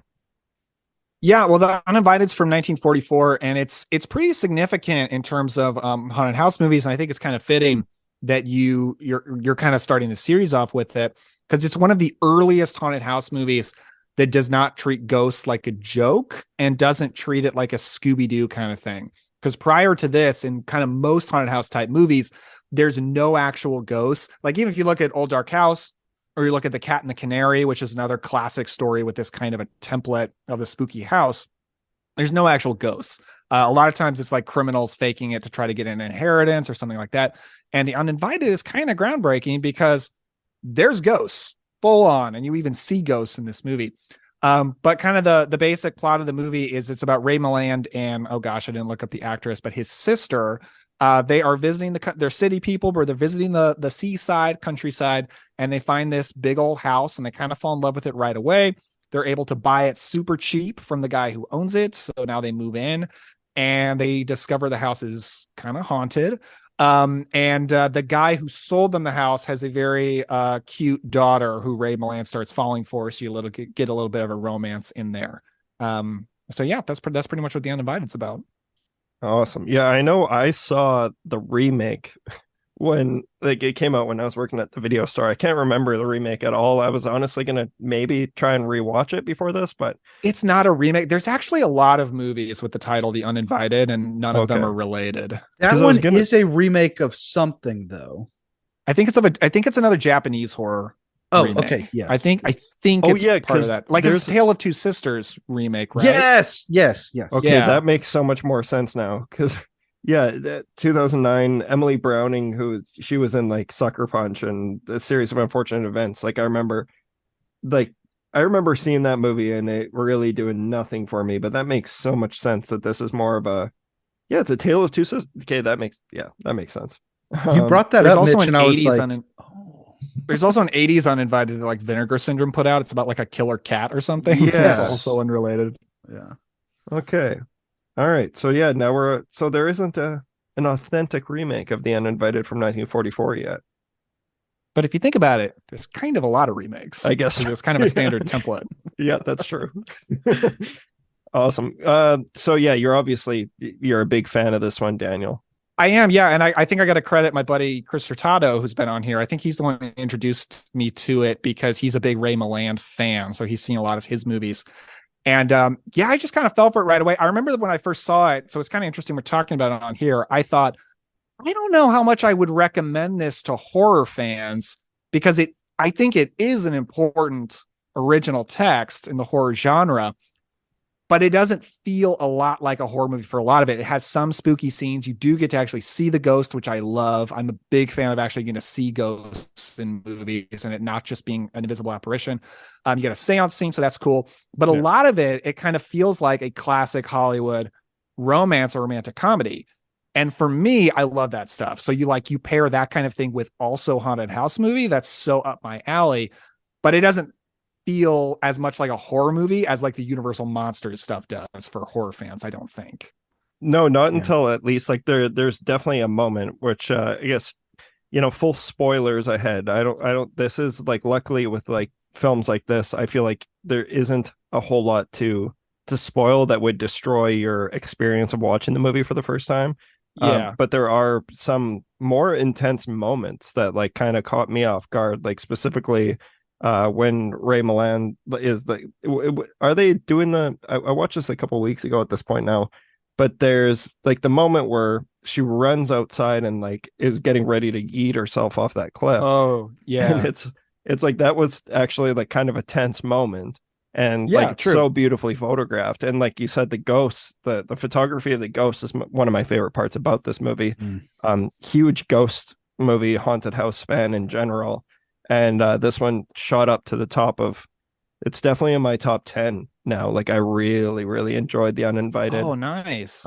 Big fan of it, and I know it was a first time watch for you as well, Hayden, so I kind of want to hear, because this seems like also while I was watching it that it ticks off a lot of boxes for yourself as well. Yeah, I had never seen it. I had seen that little Criterion art for it for a long time. Every year that Criterion would have their sale, I'd pick it up and I'd be like, not this time. And I put it back. And then I was always thinking eventually I'd buy baby. it. Next time, baby. I'd kiss it. And then next time come around, be like, oh, you got to wait a little bit longer. but I was like, eventually I'll watch this thing because that art is so striking. Her just like, like she's in Ray Milland's arms in the actual scene, but it's just her floating in the darkness on the art. And I'm like, oh, this looks good. I had never seen it, but Daniel was such a huge fan, and fellow podcast co-host regular Preston was also, I think he's like a huge fan of this too. So Dan, you specifically recommended this to me. You were like, I feel like this is right up your alley. So I was like, all right. Oh yeah. And like, I watched if I may say, like the moment I knew, it was the last time I rewatched it before this, the opening narration where Ray Milland says something like, am I taking your thunder here? No, go ahead. Okay. He says, like, in this seaside town, he says, there aren't more ghosts here than anywhere else. It's just that the folks here are strangely aware of them. I was like, oh, that is a Hayden line. That's a very Sleepy Hollow kind of line. I knew this would be your thing. The vibes are immaculate. Like the very beginning, it's like this slow panning shot. You're looking over the coastline, seeing these waves crash. You pan up or you tilt up. Everybody always says pan for everything. But it's like the cinematography. The cinematography, the camera does this thing where it looks up. Now, but you see the big old house, these hills, and the narration, like Dan is saying, is so close to oh, there was an air of mystery about everybody, the Sleepy Hollow thing where everybody's fucking walking around. They're like in a dream the whole time. Listen, You it's, can it's cozy as shit. Like it is just Yes. cozy as all hell. You can practically hear Bing Crosby being like, "Buh, buh, buh, buh." It's just like, take me away, Ray Milland. And so I was only familiar. Look, I'm not super well versed in older cinema. I've seen what I've seen. I've seen what interests me. I was really only familiar with Ray Milland from Dial M for Murder. I love him in Dial M for Murder. But I never seen him like this younger guy, romantic lead. He's But 37 years old. I guess that is still a younger than Dial M for Murder. Okay, good. We're still there. Yeah, hell yeah. I'm very young guy. Very. I just turned sprightly 33, guy. so I'm like, please, 30. Got Let's his make whole life- 37 young. Sort of a guy who's got his whole life ahead of him. No. Yeah. Interested in a 20-year-old? I love that part where his sister keeps referring to her as a child and he goes, she's 20. Stop trying to push her into the nursery. He's like, bro, stop. Okay, like, Leo. Stop bringing. He's like, stop bringing it up. But like, so he's kind of doing that narration. And Dan, I was like, oh, baby. And I was in from the beginning. Yeah. No, and that's why I know because this is about the uninvited. It's not about the innocents, but like the one movie that I really want Hayden to watch is The Innocents is for a very similar reason. It's the opening, the song of Beneath the Weeping Willow. Like just when movies open up, kind of like how Crimson Peak, the last movie that you were on for, it has like one of the most epic modern horror openings ever. And it's Ghosts Are Real, This Much I Know. Like I love that type of like poetry that's in the dialogue of like telling these ghost stories and really lulling the audience into feeling like we're in for something that isn't of this world. And that movie is just seeping throughout every pore of The Uninvited. And that's why I think it's catapulted to one of my favorite ghost stories. And I think like honestly even the ghost effects look better in this than they do in like a lot of modern ghost movies. I love the ghost effects in this movie. And you don't really see it until like the ending, but they really make it count. I know there's something that Hayden and I kind of we accidentally started talking about the movie even before we hopped on here for the episode, but the one thing that this movie's missing that I feel like movies like The Innocents or The Haunting have a bit of an edge over it is that it's not a scary movie. Yeah. And I don't necessarily mean that as like that's not a negative. It's just this is still trying to figure out the ghost template. And it's not like even you mentioned House on Haunted Hill is another one where it's like it's a haunted house movie, but there's technically no actual hauntings happening. Right. And then with this, it is just like this is absolutely real. Ghosts are real in this universe and we're going to show you. And it was more so like kind of comforting for me rather than scary. And I mean that as a positive. There's an element of intrigue about the mystery of just what happened to the mother, what happened to the daughter. There is an element of mystery about the story, but I don't even think it, and now Daniel, correct me, but I feel like the movie isn't even preoccupied with trying to be scary. No. Yeah, I would agree with that. And I think Mitch is right when they're still like figuring this out.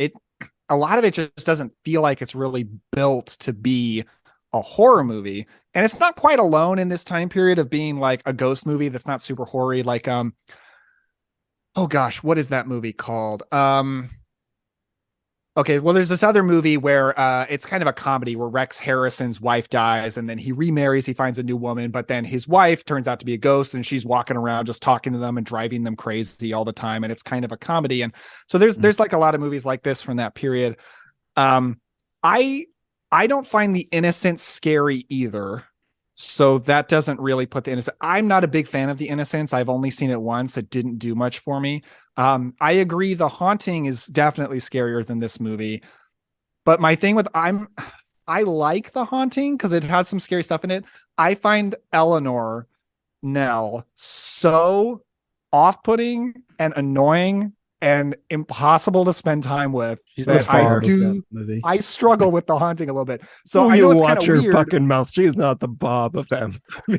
She is, her performance is very annoying. Now She's that being difficult for said, me. she's like that in the book, so it's accurate. Yeah, I know it's kind of weird because of the three, this is definitely the least of a classic, but it's my personal favorite of the old black and white ghost movies. Mm-hmm. Well, the romance. Oof. I love the romance. I love the coziness because I love coziness in horror. Yeah, I'm a big fan of that. Oh, baby. No, I big agree. time. Yeah, and like that's the thing too is, like with the haunting, like, and I know this episode isn't about the haunting, but in regard to the difference between that and The Uninvited is like the haunting is the first that I can personally pinpoint, and I'm sure like because Daniel, you've seen a far more classic cinema than I have. I'm still very much learning a lot. Like I have a lot of blind spots, but the haunting was the one that really introduced like sound design and using that to scare you, and like really hearing the voices in the darkness and hearing the cabinets close and like the loud noises and the banging and like all of the like that's just inherently scary and stressful when they're just bombarding you with sounds. And that's something that some of the best modern ghost movies have all borrowed from. And I'm sure that there might be something that predates The Haunting in 63 for doing that, but The Uninvited takes a different approach. Like it's more so a mystery, and you kind of were in 1944, like you got to put yourself in the shoes of people who are going to this. Everyone wasn't so apt to seeing how someone would just be like, oh, I want to buy this gorgeous seaside house in this town, and it's going to be cheaper because someone died here. And it's like there are so many, that trope has been so overdone since The Uninvited that you got to give it the benefit of the doubt that like it wasn't standard procedure to just accept that and move into the house, if that makes any sense. Yeah, and even where like there might be a lot of tropes you recognize, you might be like, oh, I know where this is going, blah, blah, blah. I just think the dialogue is so entertaining in this movie. It's like so clever, so witty, so snappy. I just find every dialogue scene so much fun. And we haven't shouted her out yet, so we got to shout her out. Gail Russell as the daughter of the guy who sold them the house. I love her so much. She's the heart of the movie. She's so effective at doing so. She is so cute and sympathetic. I love her and Ray Milland. Spooky cute. I love her and Ray Milland together. She just like lights up this movie. She's the opposite of Nell. That's your new name in my phone now, Hayden. Spooky cutie. That's so sweet. That fits. And I'm sorry, I didn't want to derail that because like I know you guys might be able to fill our listeners in and myself a little bit more too. Is that like, so I don't have the Criterion Collection copy of this, and I know that on that there's like a document. Hayden, did you watch that documentary? It is essential because I am not in any way going to pretend like I am an expert or even well versed in any of these actors, this time period of film. I'm not super familiar with it outside the Universal monster movies and what little that like my mom has showed me in the past and whatnot. But man, the video essay on that Criterion disc is essential. It is. I was profoundly moved watching it. It's fantastic.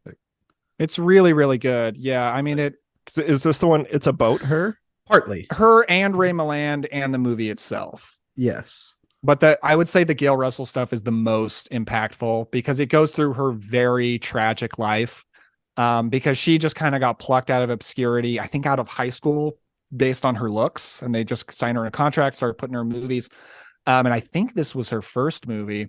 And she just had no confidence in her ability at all, was extremely nervous in front of the camera, never got over that. And it drove her to alcoholism. And it made her very difficult to work with because she was drunk so much. And also she was nervous so much and she struggled with the whole business. And she eventually drank herself to death in like her mid to late 30s. Very, very sad because like, I don't know, to my eyes, I just wish she had more confidence in herself because I think she had every right to be. I think she's so great in this movie. And I've seen her in a few other things too. And I always just love her. And it's just so tragic what happened to her. is so heartbreaking hearing that, because there was like a few anecdotes in it.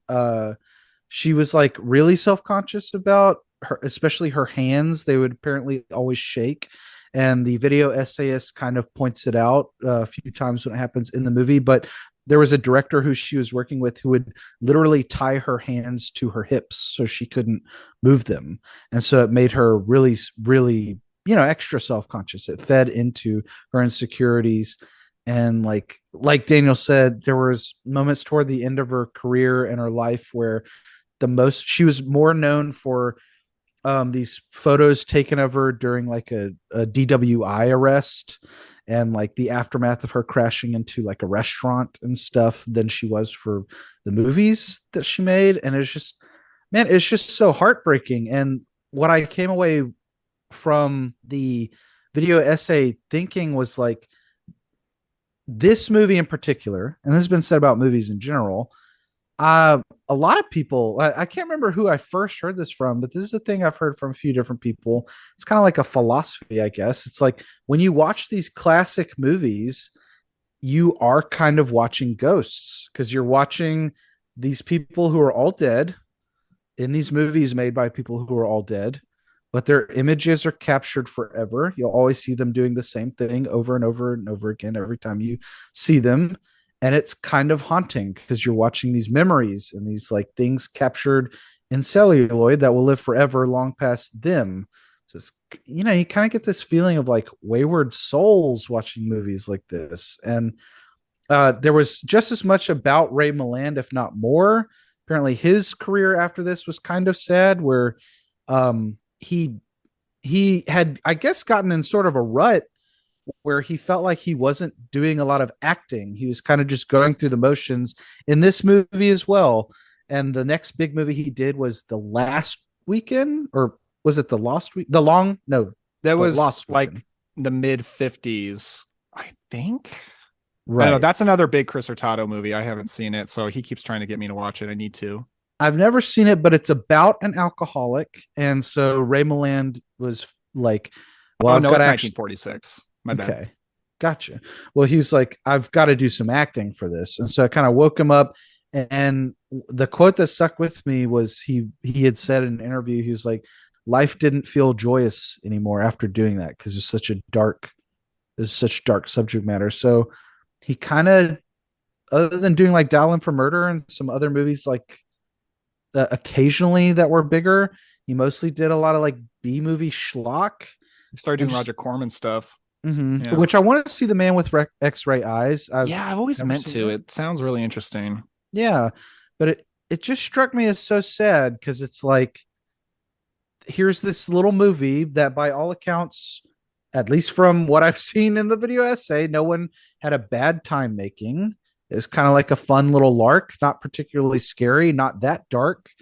I mean, kind of dark subject matter, but nothing like, brutal alcoholism. Like being the darkness of The Uninvited is all like implied, right? And that's what some of the best ghost stories do as well.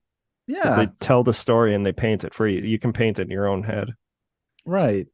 It's just like it filled me with this like overwhelming, just kind of feeling of like, you never really are sure what your happiest moments are going to be till they're already gone. It's just the way memory works. It's like a very sad, but melancholic part of like being a human. I know, but life goes on. You're gonna have happy moments again. It's like never the last one till you die the next day or something. But it's a little morbid, I guess, to talk about that. And then you become a ghost, and maybe you'll have some happy times as a ghost. Hell yeah, Casper. We've had seen fun. Casper, yeah. Oh, absolutely. He's got a little round little body. Why does he look like that? He's trying to keep that girl. She's in my bed. I love Casper so much. It's great. I loved Casper, still love Casper, but my sister always told me, "Oh, I have such a crush on Casper. I have such a crush on Casper." Oh, I never knew until my wife too. She was all about Devon Sawa. Well, I never knew she meant Devon Sawa. Oh yeah. She thought she was into the little white, the little lumpy little booty ghost like running around. I was like, what the? Oh, he's looking good. Look at that little guy. He's so hot. Scamp. This is the ideal male body. funniest thing. You may not like it, but this is peak performance. This is peak performance. That's A one of my fucking dead favorite ghost. tweets of all time was Daniel posting that. It was the Headless Horseman, Tim Burton. Oh yeah. You may not like it, but this is what peak male performance looks like. Decapitated man. No, I just want to I know the listeners couldn't see it, but you guys said like I burst out laughing when you mentioned that like everyone in the movie is dead, so it is kind of like watching like there is like an air house. But the reason I laughed is because like I think when we did our oldest movie, I think Dracula is the oldest movie we did on the Terror Table. Pretty old. And the very first thing that Boozy said was, "How about all these people are dead?" It's like, what an observation. It's a little weird. It's a little weird. That's why I started laughing, and then I immediately felt bad because you like had a very poignant comment. But no, yeah, it's I feel like I need to buy that Criterion of the Uninvited because I love the movie so much, and I want to see those featurettes. Because it does sound extremely tragic. It looks like she died when she's 36 years old. Yeah. That's really sad. Another thing that stuck with me, I want to get y'all's thought on this. The video essayist described Ray Milland as both bland and uncanny. They said that like he's like one of those faceless figures because he's so generic. I don't know. I kind of get what he's saying because he looks like an old painting, like not a Magritte painting. I think like that guy was trying to say, but he does kind of like there is kind of an uncanniness about him. He looks like a leading man, but like could almost he's be got a little bit of a spooky look to him. There's this one great Ray Milland movie called Alias Nick Beale. It's mostly a noir, but I would recommend it to horror fans because it's about this rising politician, and this mysterious guy played by Ray Milland comes in his life and starts guiding him to darker and darker paths. And the movie more than implies he's actually the devil.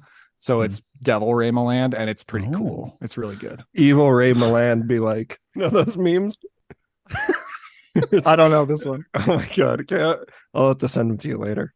When that guy said that, it reminded me of when Norm Macdonald was doing his Albert Fish bit, and he was like, they described him as both gray in appearance and demeanor. I just saw Dirty Work with Norm Macdonald. I saw that on laughing. Oh my god, I used to love that movie so much. He's the fucking best. I love Norm Macdonald. Bob Saget directed Dirty Work. Oh man, classic. But so yeah, good. The Uninvited is an absolute classic. I highly recommend anyone listening to this to check it out. Sure. This would be a great one to throw on your Halloween list. Another good quote from the movie itself. The dinner will be late, sir. It's the lamb being awkward. Iconic. The lamb's being too awkward. I can't cook it. You know, all of us are that lamb sometimes. It's true. Well, every day of my life. Guilty as charged. How'd y'all feel about the little goofy I know Dan likes it. The little scene of them sailing. And he's like, oh, I never get sick. Hard cut to blah, blah, blah. Yeah, I love it's it. charming. It's so good. Super cute. It's so cute. My mom, here's the most ringing endorsement I could ever give this. My mom would love this movie. Would love it or does love it? She would. She hasn't seen it yet. But she can't watch scary movies like she used to. She gets too scared. But my mom would love this movie. And that's not a negative. Mom movie confirmed. Movie is charming as hell. That's the thing though, man. Like I don't know how to explain this because there is no way to properly explain it. But like, you know, I was watching Child's Play, I was watching Jaws, John Carpenter's Vampires, all these movies when I was like 7 years old. But it was The Haunting scared the shit out of me when I saw it as a kid. Because it was on Turner Classic. It was on Turner Classic Movies when the Liam Neeson Haunting remake was coming out. And I remember I was like working myself up to tackle that movie, and it's a bad one. I don't think it's been a while since I've seen it, but I don't think it's as bad as everyone says it is. But it wasn't great. I don't know. I'm not going to die on that hill. But the original, the black and white Haunting scared the shit out of me, and like clips from The Wolfman. That was like the first Universal monster movie I ever saw, and it scared the living shit out of me. The thing that know scared why. me more than Scary, anything yeah. else when I was a kid was the original The Fly. End of that yeah. movie. Scariest thing I've ever seen in my life. Still Was it- scary. Was it the help me? Help Yeah, me? like Yeah, oh that's man, traumatizing. traumatized me as Yeah, a kid. It's Creepiest thing ever. It's creepy and so sad. Yeah. Oh, it's And like if the you- most depressing thing I've ever seen. And if you want to hear more The Fly talk, I was on Cobwebs with Chris Hurtado and Daniel Epler talking about the original The Fly. Heck Oh, yeah, great- that was a great fun movie. series. Yeah, Y'all super made fun. me that series made me pick up that box set and watch all of them. Good. Hey, I love fun. that box those set. flies are good. They The are. Fly- It's a great franchise. Dude, The Fly 2 is so much fun. It's Oh, when so- the guy pulls his face off, that's like one of my favorite shots in any movie. yeah, I love that the plot of that is some gangsters being like, let's throw these bodies in the fucking fly machine. I love the end when the guy gets like merged with the dog or something, and he's like the old creepy CEO, and he's got like the most depressing ending like any corporate villain has ever gotten in any movie. classic. Anyway, Awesome. Okay, so that was The Uninvited. Any final last words before we move on to our other pick of the week? no, yeah, it's good stuff. I think more people should watch it. Yeah, Oh yeah. agreed. I think it's funny that a big plot point in the movie is he's like, okay, lady, choose me or your dead mom. I know I like just when her met you. father, No, her I just father met is you. telling her, "No, you can't hang out with this guy," and she just goes, "No, I'm going to. Sorry," Mhm. and that's how the conversation goes. Hell yeah. Awesome. Oh, Now let's chat about House by the Stephen, where are Cemetery. you? Please answer me. Steve! In this house, what you don't know will hurt you.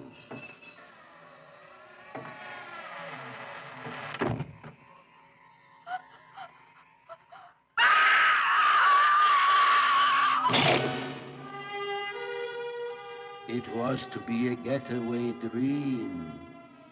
It's becoming a runaway nightmare. Do you see anything? Some old steps going down.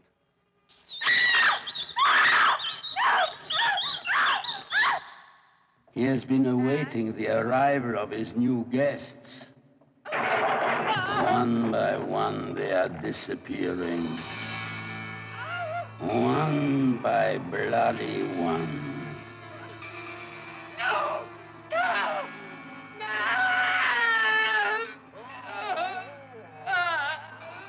When you move to this house,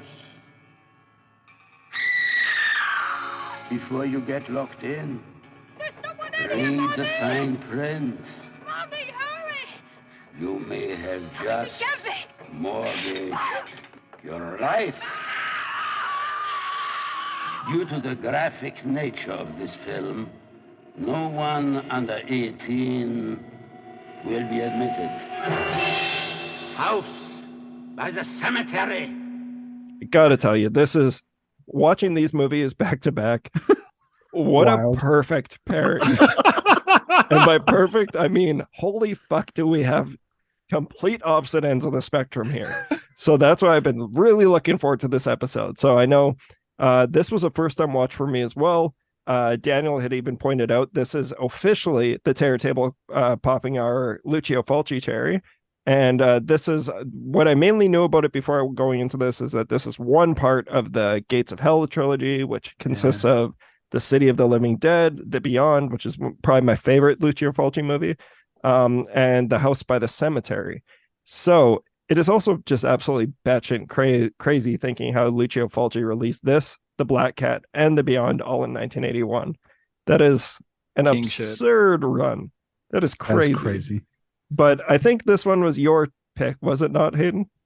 Oh, for sure. So I love Dario Argento. Don't get me wrong. I love Dario. Love me some Dario. But I think in the last few years I've come around to like I'd seen Lucio Fulci around the same time as I was digging into Argento, and I was like, this is kind of like trashy. This is more trashy Italian, you know. Dario is much classier, but I don't know, man. In the last few years, I've definitely been coming around more on Fulci. I think I may like him a little bit more, And while the highs of the Beyond are so high for me, they're great. It's always a toss up for me for my favorite between this and City of the Living Dead. I love those two movies so much because they're a little more, for me, they're a little more consistent in their strangeness. Like I'm more often going like, what the hell is going on? Whereas the Beyond, I'm a little sleepy for the first half of it until like, it starts popping off. But I mean, they've all got such a great vibe. Yeah. I mean, like the Beyond is like, I feel like it's still absolutely fucking crazy. Yes. But it's the most like streamlined, if that makes any sense, compared to the House by the Cemetery or even the City of the Living Dead. Right. I think it moves really well. I think the pacing is pretty great with the Beyond. Yeah. Like it never bores me. No, and honestly, just get it right out of the way. The House by the Cemetery never bored me either. But this is such a ridiculous movie. it's so crazy. The craziest, and I'll say it, haunted house movie I think I've ever seen. Hey, I want to know though, is this a haunted house movie? I think it is. I think the ending confirms it's haunted house. So is he? Did I miss it? Isn't he mutated? Well, Freudstein is like a ghost. He's like a weird revenge zombie ghost. However, the children are for sure ghosts. Revenge zombie ghost. Yeah. Revenge zombie ghost is not a genre. He's a revenant. He's Leonardo DiCaprio. Yeah. Oh, I love that we go from like the subtlety and the beauty of the ghost story of The Uninvited to a literal fucking knife through the head. There's beauty in this movie. Oh, absolutely. Oh, there's beauty. The violence is absolutely gorgeous in this movie. Like, but this is like one of like, yeah, Fulci's just absolutely a gore hound. And the shit is so uncomfortable to sit through, but it's so much fun. Yeah, he is a little freak. He's a little fucking freak, dude. Speaking of little fucking freaks, Bob. Oh no, Bob. Bob. Possibly the most annoying. Like that kid is like, if nails on a chalkboard were manifested into like a human, the way mannequins can be, according to this movie. Bob, everything about him, his little haircut, his little face, his little dubbed voice. His little dub, I was going to say. We're going to judge him on a dub. I hate Bob, but I love Bob because this movie would not be the same. You will never forget Bob. No. It was especially scary for me because I just recently had a little son and now I'm scared he's going to grow up to be Bob. And, that'd be such a horrible thing. Do you guys have a favorite? Do you guys have a favorite Bob moment? Because I have to shout out mine. It's when the dad's like, "Oh, we got to get to our new house, or we're gonna have to sleep in tents," and he goes, "It's the best." My least favorite moment is at the end when he lets it all out. He goes, "Ah!" and he just screams so loud, and it's. Can you imagine how fucked up this kid would be? Like all grown up after all this, though, it's like this has got to be some of the most trauma I've ever seen a kid be inflicted with in a movie. Every single moment, the dad is getting gnawed on by a bat. We got to talk about every single thing in this movie. Hayden, we got to bring it back for a second. Okay. Can you tell our listeners what House by the Cemetery is about? It is about. It's about a house. It's about a cemetery. Okay. Mm-hmm. Now you got to listen real closely. It's about a guy who looks like Eric Clapton, and he has a wife and a son, and he's like a researcher or a writer, and he is going to investigate a place where a man killed his family in this house, I think, and they move in. And look, Mitch, here's the thing. Okay. When it comes to Italian horror, a big reason why I like it is because Italian horror and David Lynch, two things that I still love them to death, but for lack of a better word, I will say I went through a phase where they were like my favorite kinds of movies ever. Yeah. And while I still love them to death, David Lynch definitely still one of my favorite directors. Italian horror, definitely one of my favorite kinds of horror. at that time, it was like all I wanted from movies. And I think it's because it unlocked in me a new way to watch movies where I was like, okay, I can just vibe. To quote Yes. Tenet, I don't have to think about it. I can just feel it. And so I cannot tell you what this movie is about literally, but it's about really scary and strange stuff. I entirely get that and agree, and is a big reason why I enjoyed this movie so much. Is like, even I think for me, where that side of me started coming in was when I saw Under the Skin for the first time, which is a movie I'm like, most people can say like, what's it about? It really is just a vibe. And that was like, I saw that before I really started getting into Italian horror. And what I learned really fast is the more you try and justify or explain Italian horror, the less you're going to have fun with it and enjoy it for what it is. Right. And I do like that we can just watch something that's just crazy. But I feel like House by the Cemetery, it's like, it's not even like surreal in any sense. It's just bonkers. It's just all over the place. It's crazy.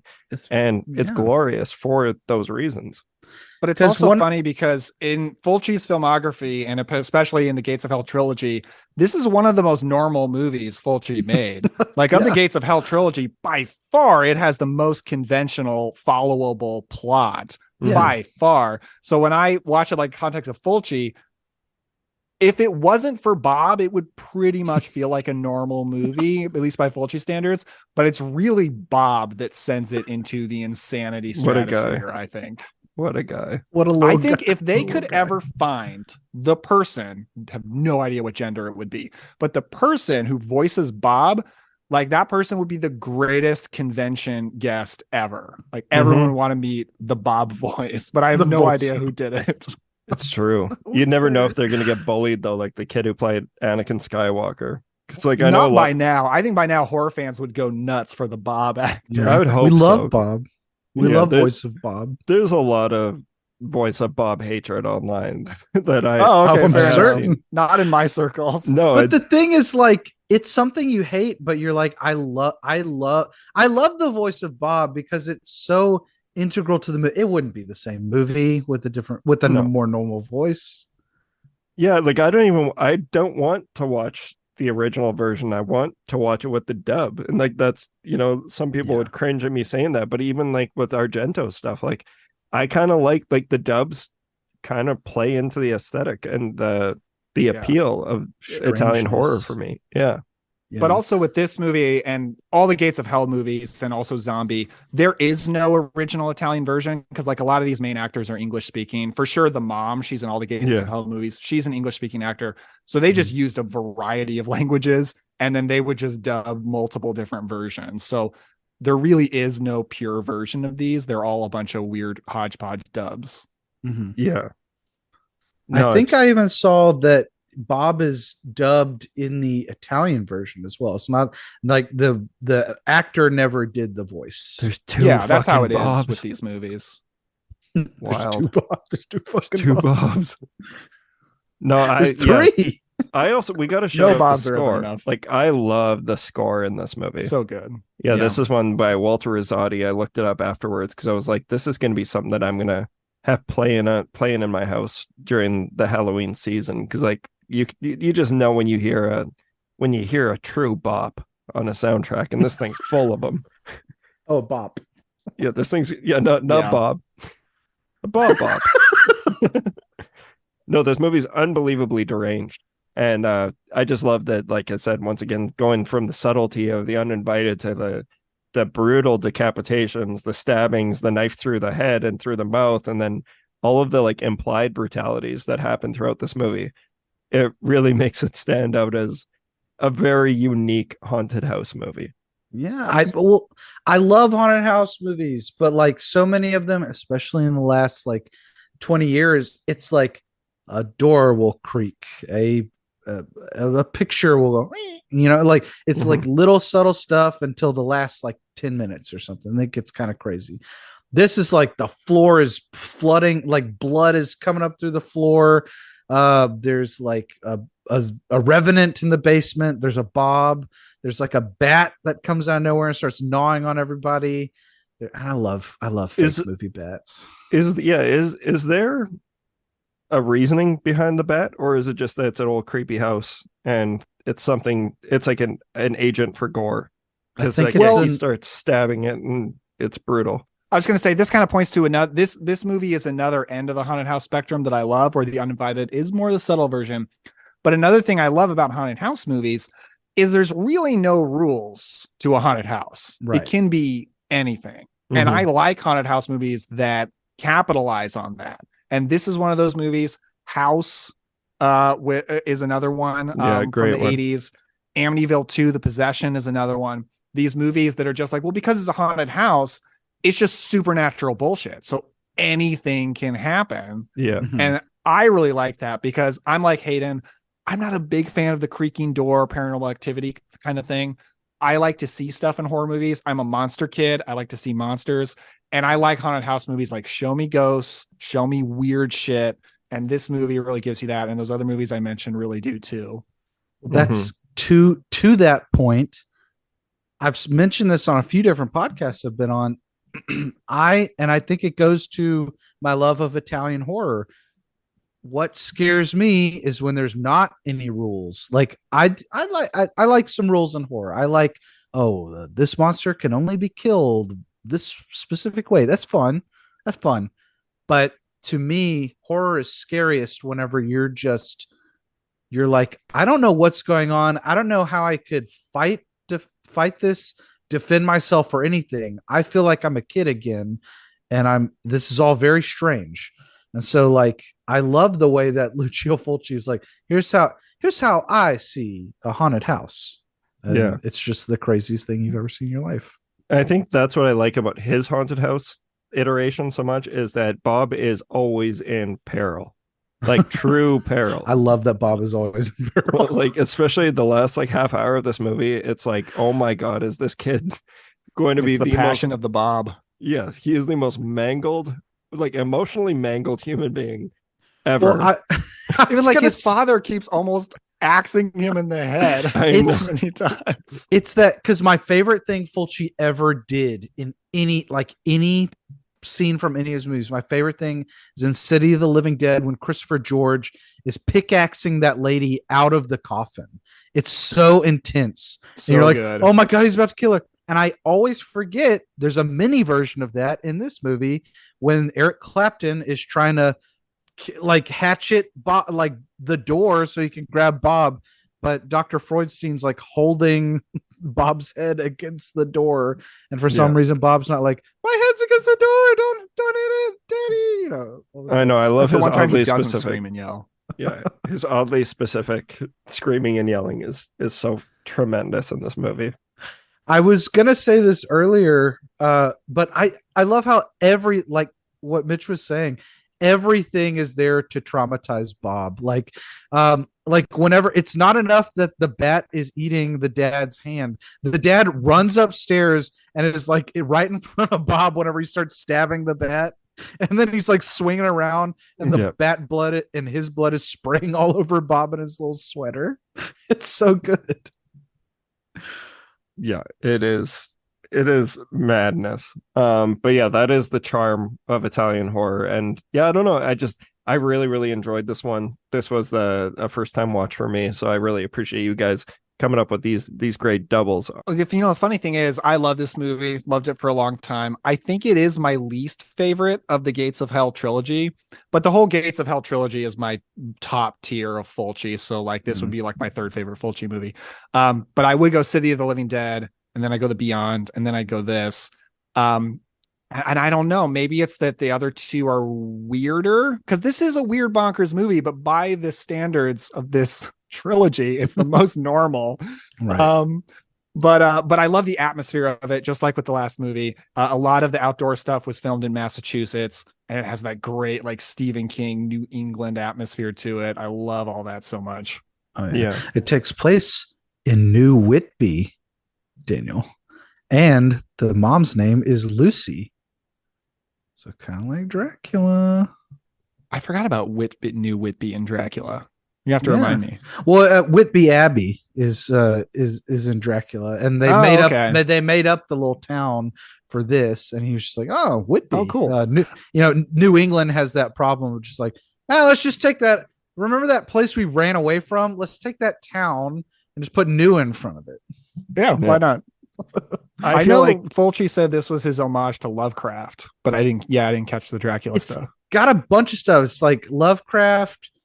He makes up that quote by Henry James at the end. Speaking of the innocents. Oh man, was I ever going to bring that up? Because we have to discuss the quote at the end.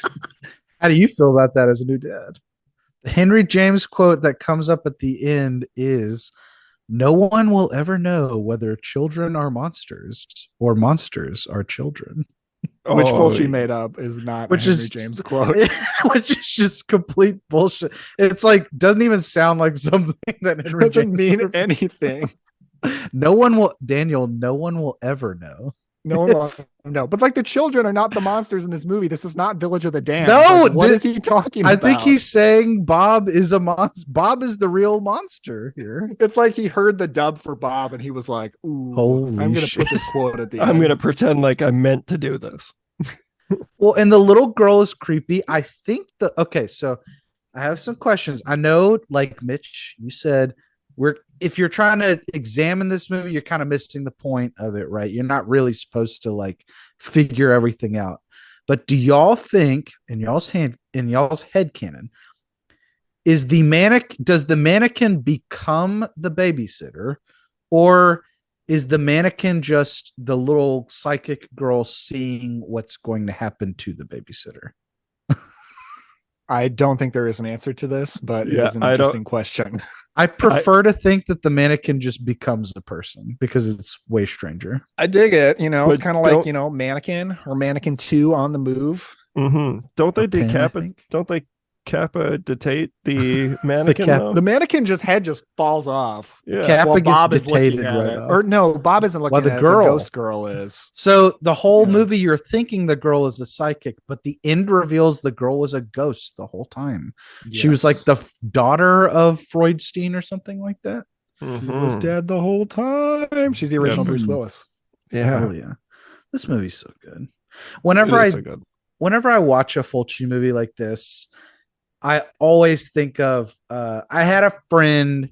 She was one of my best friends in high school. She passed away, but we loved watching, at the time, what we thought were very obscure horror movies. So every year I will watch like a Fulci movie, and I always think back, I was like, man, this is exactly the kind of shit we would have watched like at like 3 a.m. and stuff. So like I don't know why I always tie, we never watched a Fulci movie together, but like I always tie this movie and City of the Living Dead and The Beyond, especially those three, to my memories of her. Good stuff. That's awesome. Stuff. Yeah, these movies, I mean, people can call them trashy, schlock, blah blah, all they want. These movies are beautiful. They look so good. Like, I really just think they're gorgeous. I think Fulci doesn't get enough credit for the technical director he is, because he is a little weirdo and he makes weird movies and puts in a lot of gross stuff, but man, they look so good. Well, and I do think that especially these three, The Gates of Hell, they are infused with a kind of like bleakness and like just say like sadness in their worldview. And I did Nihilism. read that apparently grimy nihilistic. Yeah. And grime. Yes. The nihilism. I had read that like he made House by the Cemetery as like the last one. And it was at the end of the decade where like his wife and daughter died. So he was going through severe depression when he was making these movies. I think you can kind of feel that. As fun as they are, as bonkers as they are, you can kind of feel that to them, where it's just like there's a hopelessness to them that really is like haunting. Yeah, I agree. Yeah, they're really savage. They are savage. Do y'all think these movies are scary? I mean, if I would have seen this when I was younger, this would petrify me, man. That decapitation is so gnarly. Yeah. I think so. They don't scare me in like, I don't know, the traditional sense, but they go so hard with the horror elements that I think you can't help but feel uncomfortable. So if you want to call that like an element of being scared, like I think like the quintessential kill scene of this movie is the realtor woman. And it is so like otherworldly level of brutal that's kind of that's kind of a form of being scared by a movie. Is that the neck? Like the where they're gashing her neck open for like 5 minutes? He's stabbing her. He stabs her over and Yeah, over. it feels like it goes on times. forever. Yeah, and then you see like it's like a geyser of blood shooting out of her neck. Yeah. And it's like, I'm not even like, I always say that I'm not like a gore hound. I think I am. Because like I love shit like this. I am a gore hound, honestly. Yeah, I think it's because we think like even for years, like I've been doing the Terror Table almost 7 years, and I always shit on Hostel, and then I watched that when I was in quarantine, and I was like, oh my god, this movie's so much fun. Like it's ridiculous. To see it. I haven't seen Hostel. It's like I have no idea how you'll react to it, but I remember I hated it, and I was always like, I just don't like gore for the sake of gore. But really, I'm a makeup effects guy. Like I just love seeing what people can create with their hands and like what they can, especially the more over the top, the better. And Fulci stuff is so good for that. Specifically like Zombies, like the most popular one, I think. Oh man, yeah. And some of the shit that you see in that you will never unsee. Right. It's weird how I feel like for so long, we horror fans felt so much pressure to say, I don't like gore for the sake of gore. It's like you had to say that to be socially acceptable and to be a horror fan. I feel like Terrifier 2 closed the book on that. Because like after that movie, there's no way I can ever say I'm not a gore hound. And I know because I love that movie. And like, do I love it in spite of the gore? No. I love it for the gore. Yeah. Yeah. Salt in the wound, baby. God, I don't okay, yeah. I love Different the artistry of gore. I kind of am a gore hound, but I really don't like torture-y kind of stuff. And I agree. When it's too realistic, I don't, but I love 80s gore so much. And Terrifier 2 is very much 80s gore, I think. Yeah, I don't want to take us off on a tangent here, but we already know you're not a fan of Terrifier 2. But let's talk about something that I actually don't know about both of you guys, though. Like, so the Texas Chainsaw Massacre remake, the 2003 one. Yeah. Do you guys like that one? I hate it. Oh, really? I hate it with like every bone in my body, which is weird because like everybody loves that movie now. I love popular. It, but that's a prime example of like the violence is really ugly in that movie. Like, it's really ugly. I really thought I hated it for the longest time. Especially because I was like, I couldn't get over like the first Texas Chainsaw Massacre. It's so dry, you feel thirsty while you're watching it, and you're like, oh god, it's so dirty, all this kind of stuff. And then like the like thematic aesthetic of the remake was like it's all wet. It was sweaty. Very sweaty. There's like water in the basement. But I rewatched it, dude. Pretty good. It's a great movie. I love that movie. But it is that's a prime example of though, like where there's like the one guy gets his leg cut off and then he grabs a handful of salt and puts it on his leg, and it's like, oh my god, like that's like so cringy. That's completely different. That's a completely different type of violence than what we're seeing in House by the Cemetery or Terrifier 2, or like where it's kind of cartoony and over the top. Mm-hmm. Right. It's like it's so well. I think the big difference for me is with House by the Cemetery and stuff like that, it's so dreamlike. It's like a nightmare version. It's like in your nightmares, if you ever like have nightmares where people die or get killed, they're like horrifying and they are drawn out and they're very surreal. And then like that period of the 2000s was so realistic and like just wallowing in like people's misery that it was very uncomfortable. Yeah. It's an ugly type of horror. Yeah. For me, like the Texas Chainsaw remake I found it like one of the most unpleasant things I've ever seen, to where I was like miserable watching it. So people could totally say like, well, that means it's effective. But for me, like, it doesn't even matter because I'm like, well, I was just miserable watching that movie and I don't want anything to do with it anymore. Yeah. No, I get that. But what I will say about this one, and this will be like some of my closing thoughts on House by the Cemetery, is I know that House by the Cemetery predates this movie. But I think a perfect double feature with House by the Cemetery would be Wes Craven's People Under the Stairs. Oh, heck yeah. Oh, that movie is like a masterpiece. It's got Love similar that. it's got similar energy and tones and like even some themes. Like I know like I'm still not completely sold on if Freudenstein's a ghost, but even if they're not, it's just like it's a terrifying concept Oh, that Sure. these things are just like living within the house. Oh yeah. It would also be a good double feature because House by the Cemetery is all like weird and dreamlike. And then Mhm. People Under the Stairs, it's like a great pop movie, like Yeah. anybody could get into that. Yeah, totally.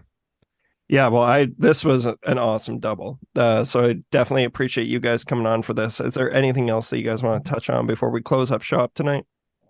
I have to shout out my favorite line reading from this movie, and it's not even Bob. It's such a weird little thing, but it cracks me up every time. And it's when they want to move out of the house and they're talking to a male realtor, and he says, like, do you think it'll take a long time to find a new house? And the guy says, it's hard to say, but I don't think so. I don't know why. I die laughing every time. I didn't have anything else to say about House by the Cemetery other than to sing its praises, but I did wonder. This may take too much time, so you may just want to cut this out, Mitch. I was just going to ask because Mitch prompted me a few days ago. Did y'all have a top 10 ghost movies? That is not what I thought you were going to ask. There is a question that I am shocked you have not asked yet. Oh, what? Circumcised. I thought you were going to ask us if we believe in ghosts. Oh, I feel like I already asked you. I know You've asked me, yeah, but you never asked and Mitch. me I and thought Mitch for sure talked- you would bring divorce. it up. Well, we talked about it on the Crimson Peak episode, but we can Oh, restate it. my bad. Okay, that explains it. Dan, you're skeptic. Yes. Mitch, you're skeptic. mm-hmm. I want to believe so bad. Yeah, don't want to But- be. Yeah. I'm like a skeptic on the surface, but if you scratch me, you'll find a believer. Well, here's one thing that, like, on one hand, it'd be like, ooh, it's cool if there are ghosts because it brings like horror movies to life and like that's fun. But Oh, yeah. that would also be horrible to find out because I do not want to be a ghost. And I No, do I not wanna want to be a think that ghost. any loved ones are Yeah. ghosts because being a ghost sounds awful. I don't I- want Yeah, you that. just watch your loved ones jerk it. I have that. You just watch your loved ones jerk it. I have this really stupid, embarrassing kind of way of looking at ghosts where, like, I'm not totally new agey. I don't know how much I believe in like energy and stuff, but I do think that there is some kind of I do believe that there is some kind of residual energy that can be left. And I feel like what most people feel or see when they see a ghost or feel like they've seen a ghost is like, I feel it here. The place I'm currently residing for the next day before I move is the house where like my grandparents lived and my dad grew up. Lot of memories here. Like I Mhm. used to come here all the time as a kid. They lived here their whole lives. They died in here. And there are moments where there are like things I can't exactly explain. And I really think it might just be memories kind of happening in front of your eyes and stuff. I think Yeah. that happens to a lot of people and they could read that as ghosts. And I don't necessarily see that as like any kind of less supernatural than like if there was a white sheeted, well, okay, we're in the South. I shouldn't say that. A transparent person, transparent little Casper with a little butt, like run around here. Little big belly Dude, boy. that Casper's looking good. These fuckers ever burst out of the walls? Fuckers ever fall out of the ceiling? Jesus Christ. But do y'all know what I'm saying? Like, Oh yeah, yeah. no. for sure. And I find like the idea of people truly believing ghosts so interesting because I was reading this book where the author was interviewing a bunch of actual current professional ghost hunters, and it's so interesting reading them talk about it because they're like so serious about it, so straight face, so like Yeah. matter of fact, Mhm. and like I think that's fascinating. And like I almost want to believe in that. I kind of more want to believe in like witchcraft and witchy stuff. I think that's Hell yeah. also so Mhm. interesting. And I think it's fascinating that there Dan, are just people believe in it. right now who believe they are witches. Yeah, it's fun. I don't know. I'm To just quote I the think- movie of the year, I don't believe in magic, but I've seen some things. Oh, the film of the year. I'm just kidding. I had to trigger Daniel there real quick. That was a Indiana Jones and the Pick of Destiny. The nursing home of destiny. The brick. I do think it's funny how those ghost hunter shows, they'll show up to like a supposedly haunted place. They'll stay 4 hours. They won't say anything, and they'll definitively say this shit ain't haunted. I like when all the stories you hear about people who say they've experienced something, it's like a place they've lived for like years. They saw it like one time, like that shit was crazy. I can't explain it. It's like I feel like you can't really show up, spend a little time there, and then like definitively say yes or no. I feel like you gotta. Sure. Yeah. Yeah. And I don't think I would take anyone seriously who doesn't acknowledge the ambiguity of it. For sure. Yeah. I think, Hayden, you asked about other ghost movies. I think the number one movie that I watched recently that like almost made me believe in ghosts and like freaked me out was Ghost Watch. Oh yeah, baby. Oh yes, my God. That movie scared the hell out of me. Great movie. I fucking Pipes. Dude, yeah, Pipes. That's in my, that's Holy it. Like shit. I wrote down, I have like a top 8 because the thing is when I put 8, like I can't even narrow down like right. Ghost movies. Like there's so many that I love, but to shout out ones like Ghost Watch is a great one to shout out because that's one that a lot of people still haven't seen. That's something that's kind of just picking up steam now again. You can now buy it on Blu-ray. You can get it on Amazon. So like that's a great movie. But one, like everyone knows, I'm a huge Del Toro fan. But The Devil's Backbone is like one of my favorite ghost movies ever. It's just such a beautiful movie to begin with. But the ghost, all of the ghost material in it is just so wonderful. I love that movie. Mm-hmm. Del Toro adjacent. I love The Orphanage. The Orphanage is so good. That's one of my top favorites. Yeah, Orphanage is good. Genuinely scary. That also really scared me. Yeah, sackhead kid, freaky. It's interesting how ghosts by far have the highest chance of scaring me in a movie than anything else. Like I'm never really going to be scared by a vampire, a werewolf, really even like a slasher killer. Like it's true. Really just ghosts that get to me like that. I feel Not like even exorcism stuff gets to me like that. I think you said it, Daniel. It's the ambiguity. It's like you can look. No one really. Okay, I shouldn't say nobody. I feel like a lot of people don't believe in ghosts, and then one day they could become a believer, and the only way they do that is if a ghost popped up. So it's like, well, we all. Sorry, I thought you were done. No. I was just gonna say. So there's. It's kind of like Mitch was saying about what movie was that earlier? One day we could just turn a corner and see a little ghost. Yeah, like, or Vincent Price in Machine Gun Kelly mode. You never know. Yes. No, and I don't want to take us off on a tangent right at the end, but like the movie that really changed it all for me, the first like ghost movie that I saw was a movie that like I was terrified of horror movies at one point when I was a kid, mainly because of Goosebumps and Are You Afraid of the Dark? Like, and Ernest Scared Stupid. Those ruined me. But I was around. He turns around in the bed. Yeah. Yeah, I was 7, 8 years old at this point, and my dad, who doesn't like horror movies, has never liked horror movies. He only recently started actually delving into them because of the path that I've chosen to take with my life, and that means a lot to me that he wants to see what I love about it so much. But a movie he wanted me to go see with him, he was like, I thought it was going to be too scary, and it was The Sixth Sense. And I was like 7, 8 years old when this movie came out, and I just watched it again last week. And I think it's one of the best ghost movies ever made. And it's also because it scared the living fuck out of me as a kid. Like there were some ghosts that like, they're not trying to harm you. But then there's the scene of Haley Joel Osment getting thrown into that little cellar, like locked in the dungeon. And it's like that whole scene scared the living hell out of me. Like it still creeps me out, even though I know what happens. I think it's a beautiful movie. Yes. What's funny about that one is my parents built that movie up for me like it was the scariest thing in the world, and I was like scared to watch it, but I wanted to, and they showed it to me, and I wasn't scared by it at all. I thought it was a good movie, but I was like, Chad. I was like, this is like a regular drama, and I don't know, it was weird. I think it's good though. Very good. Yeah, it scared me so bad. I think it's because of Haley Joel Osment's performance is just so good. Like you can just feel that kid's trauma. That movie definitely scared me.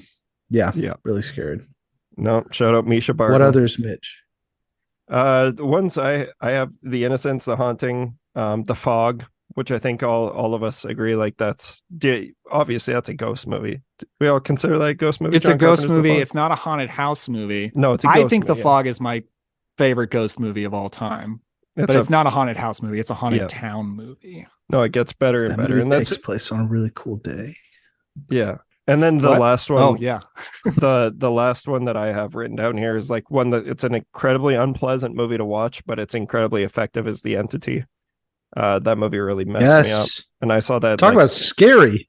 yeah, like that's a genuinely scary movie and very disturbing. And it's like one that I don't recommend to a lot of people because it's like it's a rape ghost. Like it's very difficult to watch that movie. It's very That and that hard to movie, watch. The Incubus. Yeah, that movie, The Incubus. I mean, it's like, it's material that not anybody can watch, because it's pretty rough, but it's like, I can't think of anything much scarier than, rape demons.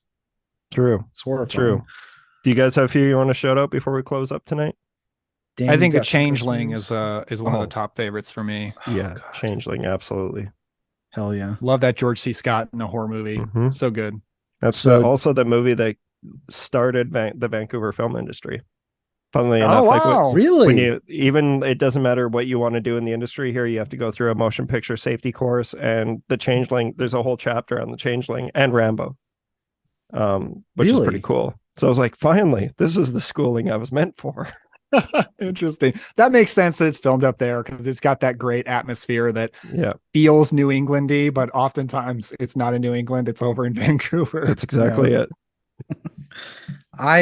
So Mitch, I did prepare a top 10. It was a top Ooh. 20, but I narrowed it down to a top 11. So my top 10 is 11. Okay. Sleepy Hollow, any version. Oh, Well, yeah. okay. Two versions. Is that are you starting with number one? No, these are in no particular order. Oh, okay. Cool. Sleepy Hollow, just the greatest. The Fog, Crimson Peak. I say Scary Stories to Tell in the Dark because they're basically all ghosts. And Sarah Bellows is a ghost witch. Okay. Dark Knight of the Scarecrow. The Woman in Black remake with Daniel Radcliffe. Fucking love that movie. Did y'all ever see that? That movie bores the living hell out of me. Me too. I had the exact same reaction. No. Like I remember I was so excited because I know Hayden also, oh my God, there's so many tangents and I know it's late for you guys, but like I'm a fucking massive fan of the Wolfman remake. Like I love that movie and I know both of you guys are as well, but like that's why the whole gothic aesthetic and Daniel Radcliffe, I was a huge Harry Potter fan. Man, that movie bummed me out. Like That's a shame. Did you see it when it first came out and never revisited I it? did. No, I own it and I tried I watched it in quarantine and it didn't do anything for me again. Okay. Well, yeah, I'm kind of with Dan. I do firmly believe that you don't have to rewatch every movie you don't like.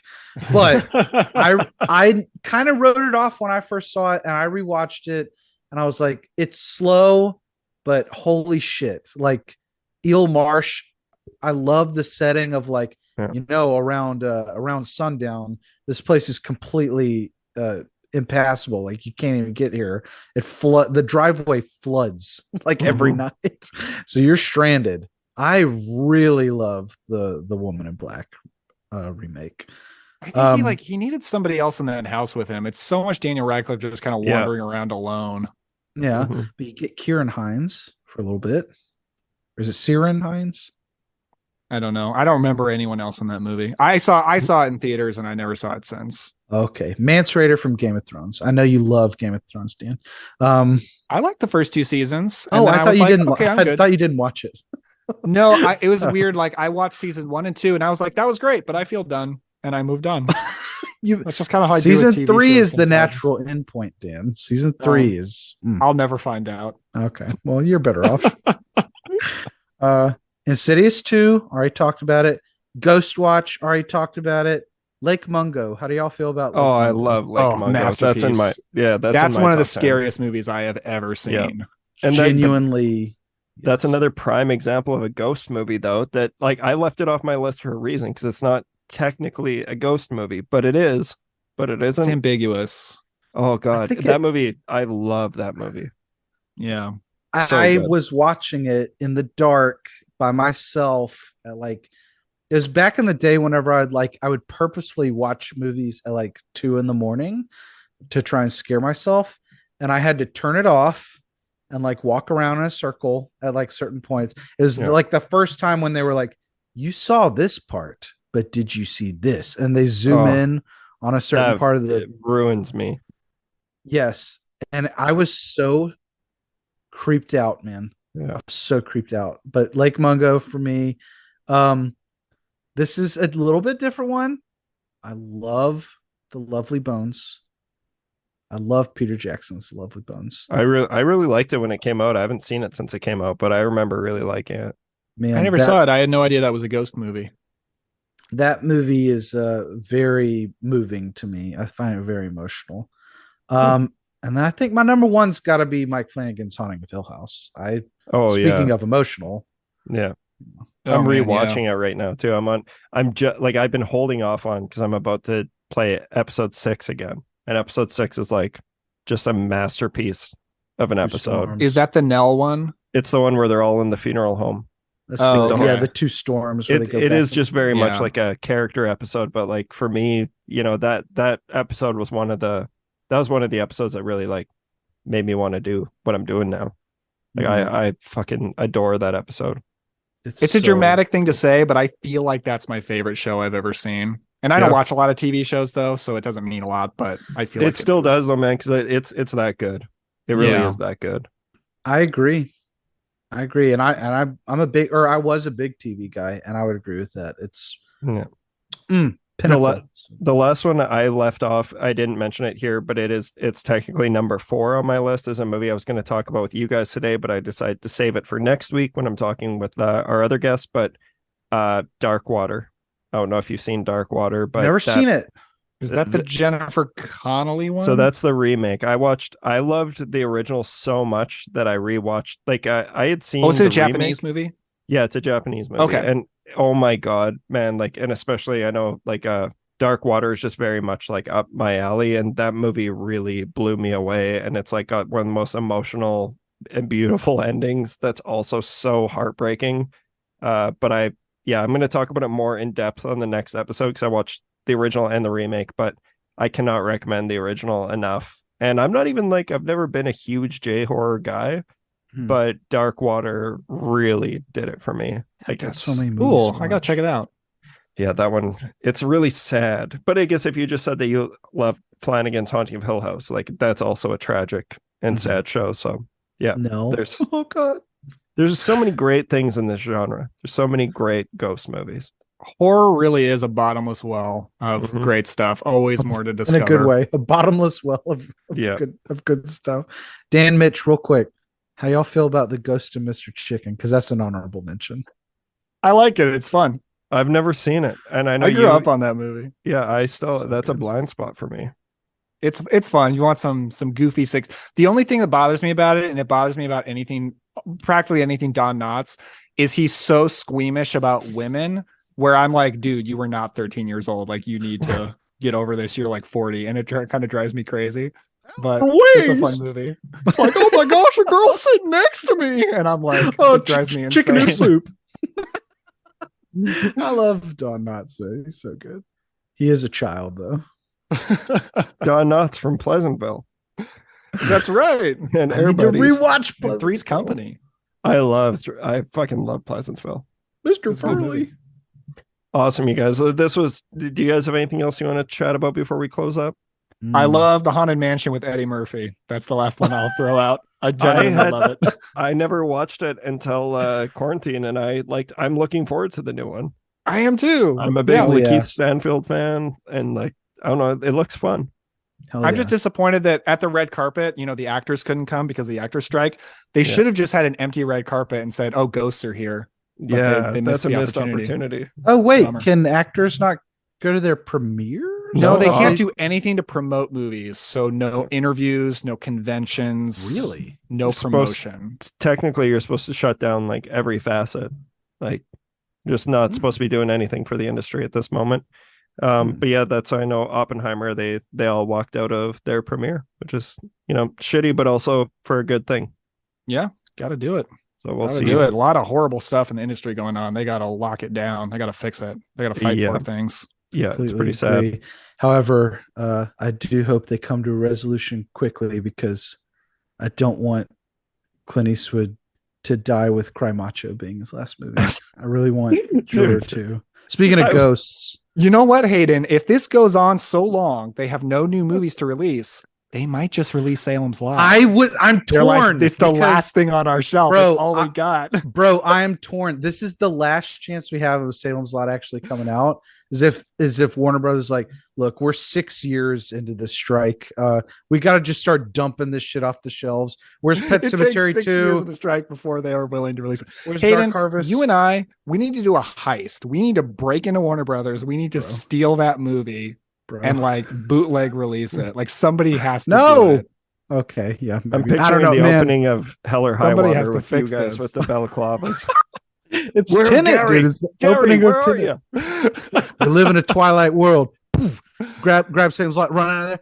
But I really just want to talk about Juror 2 because earlier I was thinking about it. I was like, what if Juror 2, Clint Eastwood's Juror 2, is like instead of 12 angry men, it's one angry man, and it's him convincing 11 other guys that the guy is guilty.